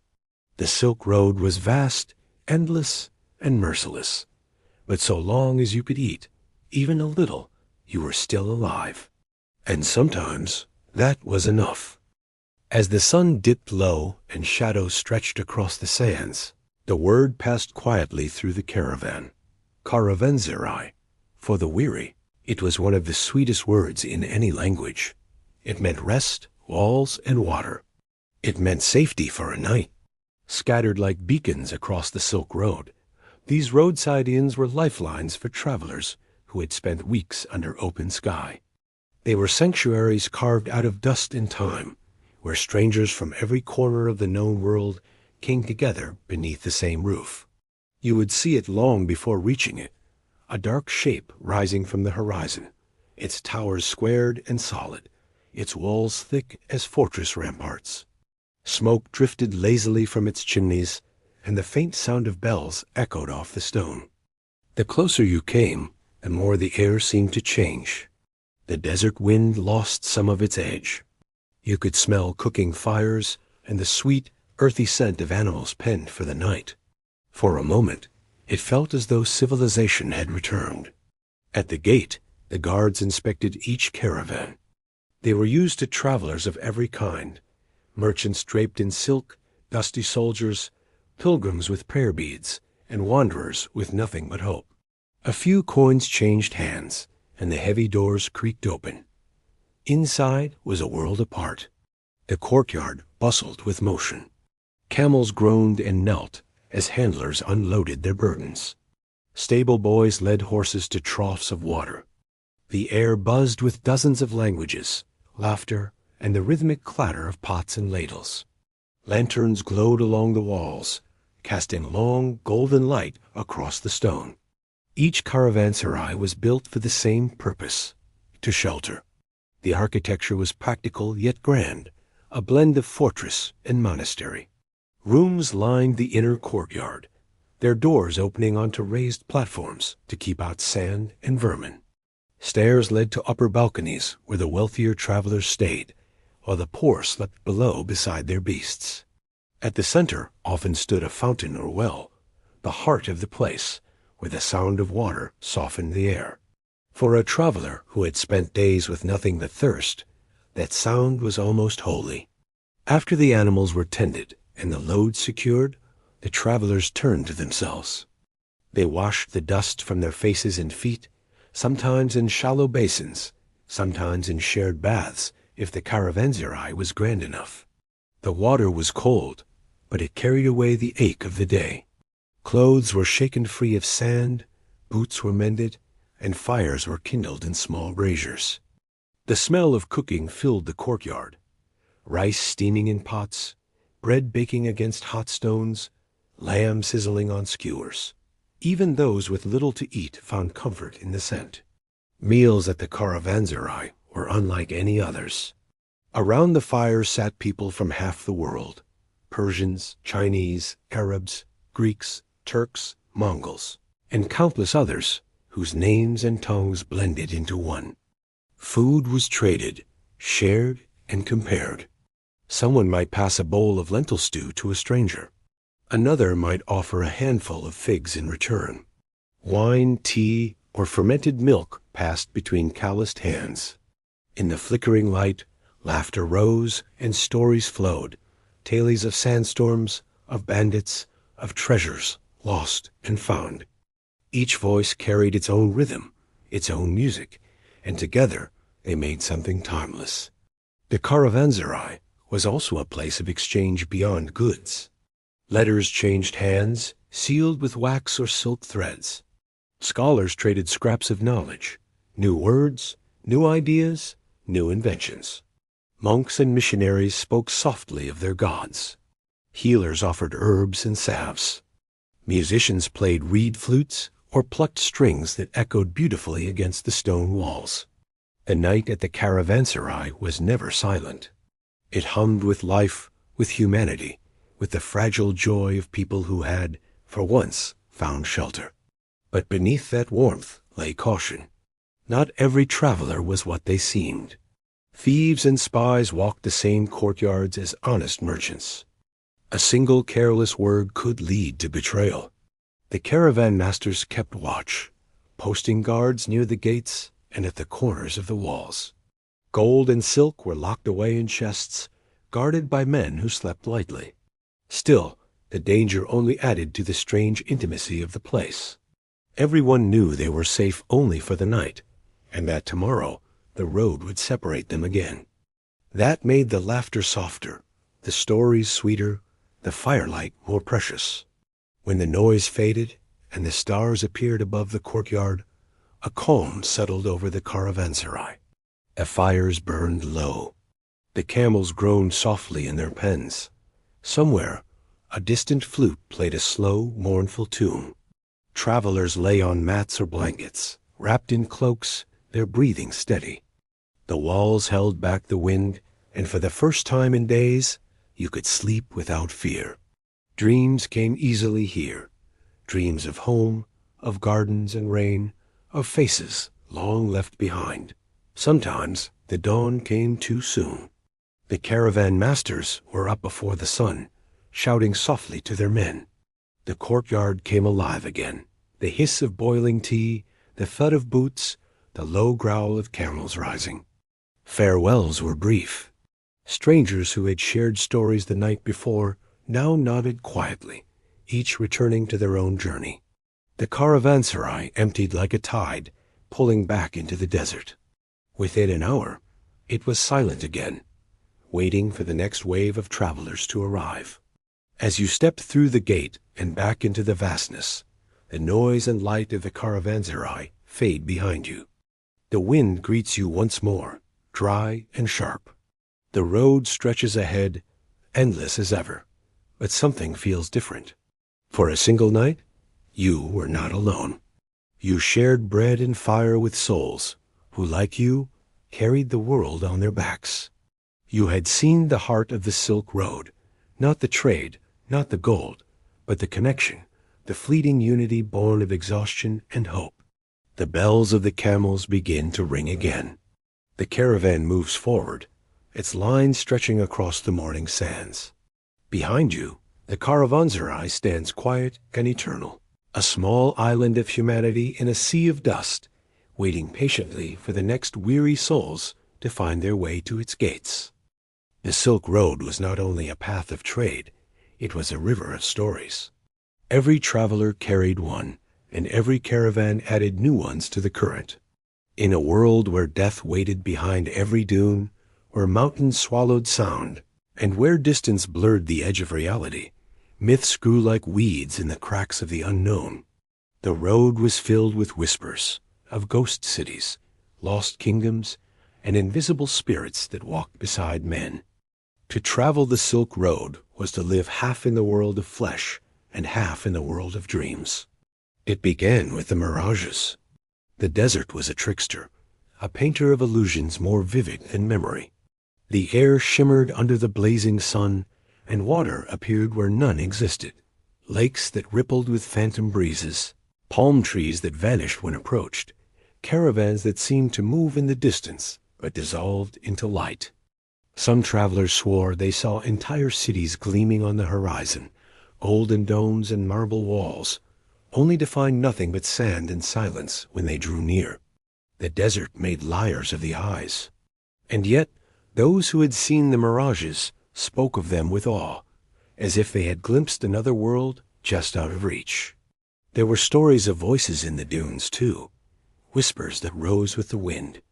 Some said it was the shifting sand itself, singing as the grains rubbed together.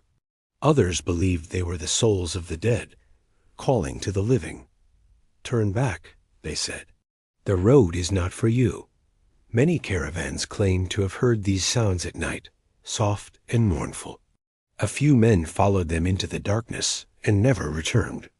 In the Taklamakan, they said, the sands did not merely bury bodies, they kept them, preserved by dryness. In time, their faces still marked by the fear they wore when they died. The mountains had their legends too.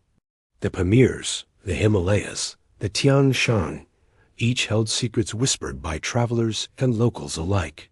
It was said that gods slept within the peaks, their dreams shaping the weather. Avalanches were their anger, snow their breath. Some claimed to have seen lights dancing high on the ridges, blue flames that flickered without source, neither fire nor reflection. The Buddhists called them signs of enlightened souls. Others called them ghosts of the unburied. One story told of a monk who followed those lights for days, believing them to be divine, only to vanish into a storm and be seen no more. In the oases and towns, the myths took on flesh. In Samarkand, they spoke of a king whose treasure was buried beneath the city, guarded by a curse that promised death to any who disturbed it. In Kashgar, travelers whispered of a well whose waters showed not your reflection, but your fate. Drink too deeply, and you would see how you would die. Few dared to test the tale, but the well was always surrounded by offerings, coins, flowers, and prayers written on silk. In the bazaars, storytellers sat beside the merchants, trading legends for food and laughter. The line between truth and fiction blurred like the horizon at noon. The Silk Road was haunted by more than ghosts. It was haunted by wonder. Tales of the East and West fed each other, growing with every retelling. From China came stories of dragons guarding pearls in the mountains, of phoenixes reborn in fire. From Persia came the legends of Simurgh, the great bird whose wings could blot out the sun. Greek merchants spoke of centaurs and sirens, Indian pilgrims of gods who walked among men. As caravans passed, these myths mingled and transformed, until no one could tell where one ended and another began. The road itself became a myth, a place where impossible things might just be true. Superstition was a traveler's compass. Before entering a new land, some burned incense to please the local spirits. Others tied red threads around their wrists to ward off evil. Caravan masters often carried small charms, coins from distant empires, teeth of wild beasts, scraps of scripture. They were not treasures, but talismans, anchors of hope in a world too vast to control. Every culture brought its own beliefs, and on the Silk Road they mingled like smoke in the wind. The Muslim prayed beside the Buddhist, the pagan beside the Christian, each whispering to their gods in the same rhythm of need. There were darker tales, too, stories meant to frighten the young and the reckless. Some spoke of the Sandmen, phantom travelers who followed caravans at a distance, feeding on fear. Others told of the Shadow Caravan, a ghostly mirror of one's own, seen on the horizon at dusk. It was said that to glimpse it was to know death was near. There were rumors of lost routes where compasses spun madly and travelers walked for days, only to return to the same point, as if trapped inside the road itself. Whether these tales were true or not didn't matter. On the Silk Road, belief was as real as the dust beneath your feet. Yet not all the legends were grim. Some were born of awe, not fear. The constellations above the desert became companions. Their names passed from one culture to another. The North Star was called the Emperor's Eye by the Chinese, the guiding flame by the Persians, the traveler's anchor by the Arabs. It was a constant reminder that even in chaos, something was fixed, unchanging. When the road felt endless, that star was the promise of direction. And sometimes, myths became history. There were tales of heroes who crossed the entire Silk Road and lived to tell it. Men who brought peace between warring kingdoms. Women who ruled cities of trade. Monks who carried scriptures that changed civilizations. Over time, their deeds grew taller, their names brighter. Truth gave way to legend, but the essence remained. The belief that courage could outlast fear, that knowledge could bridge worlds. As you listen to these stories around the fire, the wind humming through the cracks of the caravanserai, the stars wheeling slowly overhead, you feel something shift inside you. The line between myth and memory blurs. Perhaps the ghosts are real. Perhaps the voices in the dunes are only echoes of travelers long gone. Perhaps the Silk Road itself is alive, not just a path of stone and dust, but a living memory that breathes through the footsteps of all who have walked it. The fire crackles softly. Someone tells a story of a trader who followed a mirage and found paradise, only to wake and discover he had died with a smile. The others nod, neither believing nor disbelieving. That is how it is on the Silk Road. Truth and dream walking side by side. You lie back, staring at the stars, and think that maybe every myth begins as a way to make sense of the road's endlessness. And maybe, in the quiet between stories, the road is listening. After months, perhaps years, of endless travel, through deserts that burned, mountains that froze, and cities that glittered like mirages, the road began to widen. A journey that had felt eternal finally hinted at its end. For most travelers, there was no single destination on the Silk Road, but for those who survived its trials reaching one of its great termini, Chang'an in the east, Samarkand or Baghdad in the middle, Antioch or Rome in the west, felt like awakening from a long and fevered dream. It was the moment when the abstract idea of connection became real, when the road that had taken so much finally gave something back. Imagine it. You are part of a caravan cresting the last ridge before the plains. The wind softens. The air smells of wet earth and civilization. Far below lies a city unlike any you've seen. Vast walls, glittering roofs, smoke rising in graceful spirals. You hear bells, voices, laughter. The silence of the desert is gone. The world hums again with life. You have made it to the end of the Silk Road, though, as you soon realize, there is no true end at all, only another beginning. In the east, it was Chang'an, the ancient Chinese capital, a city so immense that poets said its gates could swallow the horizon. Merchants entering its streets were struck silent by its order and beauty. Markets stretched for miles, filled with spices, glass, gems, and fabrics from distant lands. There were camels from the western steppes, horses from Persia, coral from the seas, and even Roman coins stamped with the faces of emperors whose names the Chinese could barely pronounce. Bureaucrats in fine robes recorded every transaction, their brushes scratching like insects across scrolls of bamboo and silk.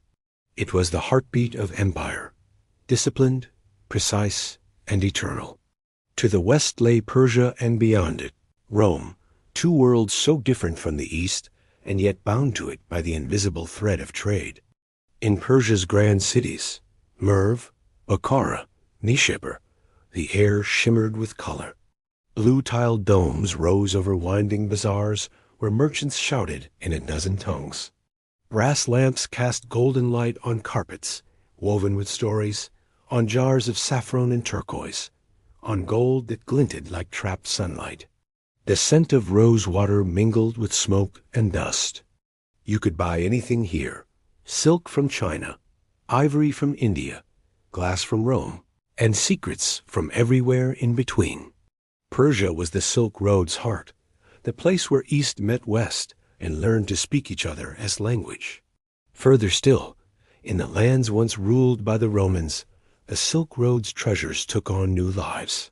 Silk draped the shoulders of empresses and senators, its softness a symbol of luxury and sin. Roman writers complained that Eastern goods weakened their people, that silk was too delicate, too foreign, too costly. Yet still, the trade grew. Caravans fed into ships that carried spices and fabrics across seas to the ports of Antioch and Alexandria, then into the bustling markets of Rome itself. A bolt of silk, born in a quiet Chinese village, could, after years of travel, flutter in the marble halls of Caesar's court. The road had accomplished what no empire could. It had connected worlds without conquest. It was not only goods that flowed. The ideas that traveled the Silk Road were far more lasting than the objects they accompanied. From India came Buddhism, carried by monks whose calm faces belied the hardships they endured. They built temples along the route, carved sanctuaries into cliffs, and translated sacred texts into Chinese, transforming the spiritual landscape of Asia. From Persia came Zoroastrianism, and, later, Islam, spreading light, fire, and faith, west and east alike. Greek philosophy found its way into Arabic thought. Chinese inventions, paper, gunpowder, and the compass began journeys that would eventually reshape the world. Art, science, music, and myth all crossed the same sands and seas, weaving humanity's great tapestry. Every city along the Silk Road bore the marks of these exchanges. In Kashgar, minarets rose beside Buddhist stupas. In Samarkand, mosaics gleamed in patterns that blended Persian precision with Chinese grace. In Dunhuang, caves painted with heavenly figures told stories born of both India and China, Persia and Greece. The Silk Road was not merely a path, it was an alchemy of cultures. Nowhere else in the ancient world did so many beliefs, faces, and languages coexist in such harmony, however fragile. For travelers like you, reaching one of these crossroads brought both triumph and melancholy. The joy of survival mingled with the strange emptiness that follows endurance. You had seen so much, lost so much, and gained something you could not name. You stood at the edge of empire, surrounded by noise and color, and felt both part of it and apart from it. The road that had consumed your life now poured into the veins of civilization itself. And yet, as the merchants haggled, as the priests prayed, as the kings collected their taxes, the true spirit of the Silk Road remained in motion, in the footsteps of those still walking behind you. Perhaps you spent your final coins in the market, trading silk for wine, or jade for a night in a warm bed. Perhaps you gazed upon the walls of Rome or the palaces of Chang'an and realized that, magnificent as they were, they owed their splendor to the same dust that clung to your boots. Empires would rise and fall, but the road endured. It was not built by kings, but by ordinary souls, the traders, guides, guards, and wanderers who crossed it out of hunger, faith, curiosity, or need. At night, in the inns and gardens of the cities at either end, you would meet others who had walked the same long miles, some from the east, some from the west. You'd trade stories, each sounding like a legend.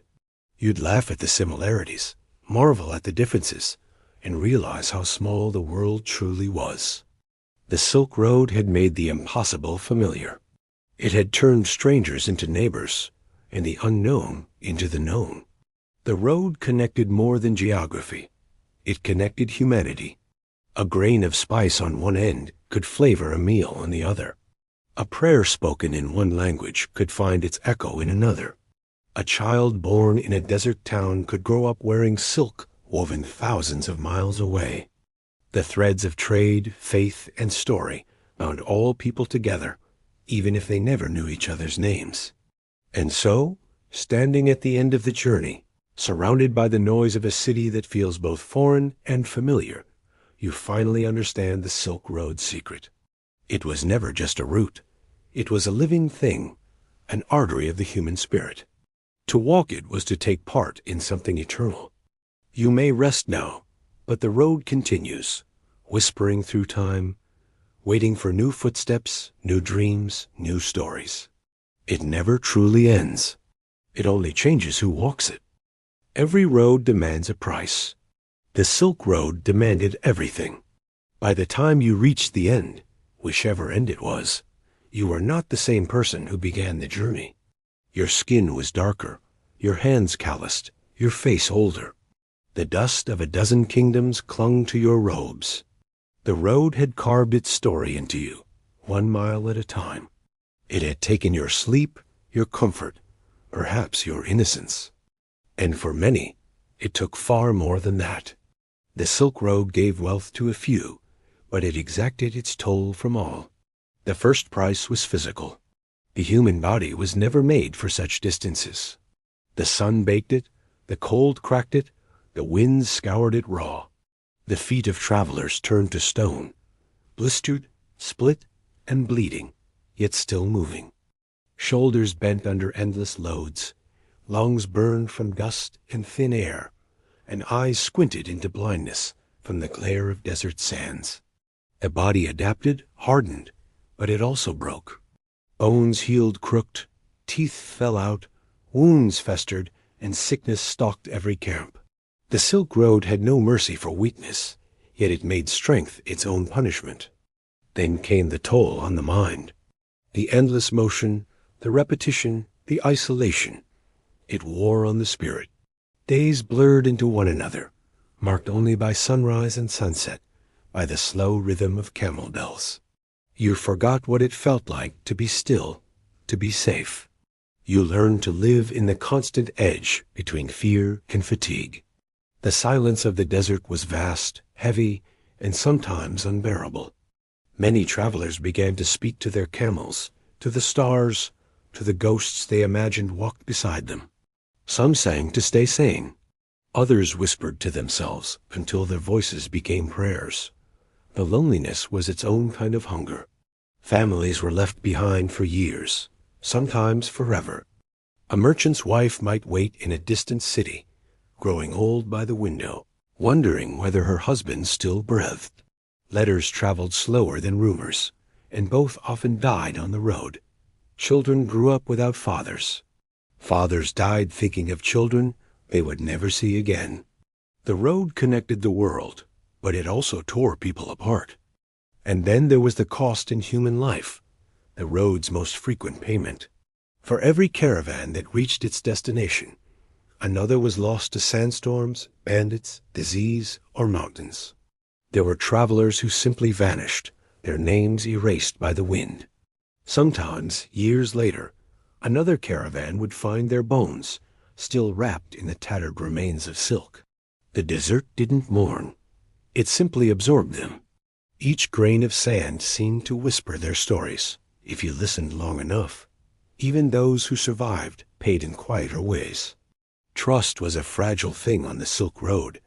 The constant threat of betrayal hollowed out the soul. A friend might steal your water. A guide might sell your position to raiders. Kindness existed, yes, but it was a luxury. You learned to measure people by what they carried in their eyes. Not warmth, not cruelty, but calculation. The road made philosophers of some, and cynics of most. Yet the toll was not only taken in pain. The road demanded humility, and that, too, was a kind of sacrifice. You learned that no single nation or belief owned truth. You saw temples and mosques and shrines built side by side. You heard prayers in a dozen tongues, all asking for the same mercy. You realized that the world was far larger than your fears, and far more fragile than your pride. The road stripped away the illusion of separation, and though that revelation was beautiful, it was also heavy. To know how vast the world truly is to know how small one's life can be. There was also the cost of wealth itself. For the merchants who grew rich, profit came with its own shadow. The gold they earned was soaked in the sweat and blood of those who carried it. Many who reached the great cities, Chang'an, Samarkand, or Antioch, found that fortune brought no peace. They built mansions and filled them with treasures, but the road called to them still. Some returned to it again and again, unable to rest. Others died surrounded by riches, but dreaming of the stars over the desert, of the sound of the caravan bells fading into the night. The road had taken their souls, even if it left their bodies behind. For the ordinary travelers, the porters, the guards, the cooks, the nameless ones who walked beside the camels, the toll was simpler and crueler. They died unremembered, their wages spent long before their bones turned to dust. The history of the Silk Road speaks of kings and merchants, of cities and empires, but not of them. Yet it was their footsteps that carved the road. It was their endurance that made the impossible possible. They were the true builders of connection, though no monument bears their names. And still, for all its cost, for all the suffering and loss, there was meaning in it. Every grain of spice, every bolt of silk, every word translated between strangers, all of it was made possible by the courage of those who paid the toll. The Silk Road was built on sacrifice, but what it gave in return was something the world had never known before, a shared destiny. It bound civilizations together, teaching humanity that beauty and knowledge are worth the risk of hardship. When you reach the end of your journey and look back, you understand. The road does not take, it transforms. Every scar, every ache, every tear shed beneath the cold stars becomes part of something larger. You realize that you are not separate from the thousands who came before you, or the thousands who will come after. You are all part of the same story, the story of people who dared to walk across the world. As night falls one last time on the Silk Road, you sit by the fire, hands trembling but heart steady. The wind moves softly through the dunes, carrying the scent of distant lands. The caravan bells have gone quiet. The stars are the same ones that guided your first step. You close your eyes, and for the first time, you are not afraid. The road has taken its toll, yes, but it has also given you something in return. The knowledge that to journey, to endure, and to connect is what makes us human. And so, our long journey along the Silk Road comes to an end. A road that stretched not only across continents, but across the human heart itself. From the blazing deserts of the Gobi and Taklamakan to the frozen ridges of the Himalayas, from the fragrant bazaars of Persia to the quiet villages of China, we have followed the footsteps of those who dared to cross the world long before maps, engines, or comfort existed. We have seen what they saw, the danger, the beauty, the silence, and the wonder. And now, as the last echo of caravan bells fades into the distance, it's time to rest. The Silk Road was never just a trade route. It was a living thread, weaving together the stories of humanity, merchants, monks, scholars, wanderers, kings, and commoners alike. It carried silk and spices, yes, but also music, art, faith, and memory. It was the first network of civilization, where the dreams of one land became the treasures of another. And though the road itself has faded into dust, its spirit endures. In every connection we make, every exchange of culture, every bridge built between strangers. As you close your eyes and let the sounds of history settle, imagine the road beneath you one last time. Feel the warmth of the desert wind on your face, the crunch of sand beneath your boots, the creak of saddles, and the rhythmic chime of camel bells. Picture the vast sky above, painted with stars so bright they seem to hum. The air smells faintly of spice and smoke. In the distance, a caravan moves slowly through the twilight, its silhouettes long and soft, its path endless. They walk not for gold, not for glory, but for connection, for survival, for the simple, enduring act of moving forward. You realize now that the Silk Road was never just about trade. It was about resilience, about the will to cross impossible distances in search of meaning, beauty, and understanding. Every traveler paid the price, but in doing so, they bound the world together, thread by thread, step by step. Their stories became our inheritance. Their courage became our history. As the world outside your window sleeps, let that thought rest within you, that we are all travelers, in one way or another, walking our own roads through time. The people of the Silk Road lived, suffered, laughed, and loved just as we do. Their dust still lingers in the wind, their voices still echo faintly through history, whispering of endurance, curiosity, and hope. If you've enjoyed this quiet journey through the past, I invite you to stay with us here on Asterisk History for Sleep Asterisk, where stories of forgotten worlds unfold softly in the dark. Don't forget to subscribe, so you can drift again through ancient times and distant lands. Stories of warriors and wanderers, kings and dreamers. And tell us in the comments, what parts of history calm your mind the most? What moment in time would you like to fall asleep to next? As the fire burns low and the road fades into silence, take a slow breath. The air grows cool. The stars turn overhead. Somewhere in the distance, a bell rings, soft, steady, fading into the night. The journey is over. You've walked the Silk Road. You've seen its beauty, its sorrow, its endless horizon. Now, let the echoes of history carry you gently into sleep. Good night, traveler. The road will always be here, waiting, quiet beneath the stars, eternal as the wind.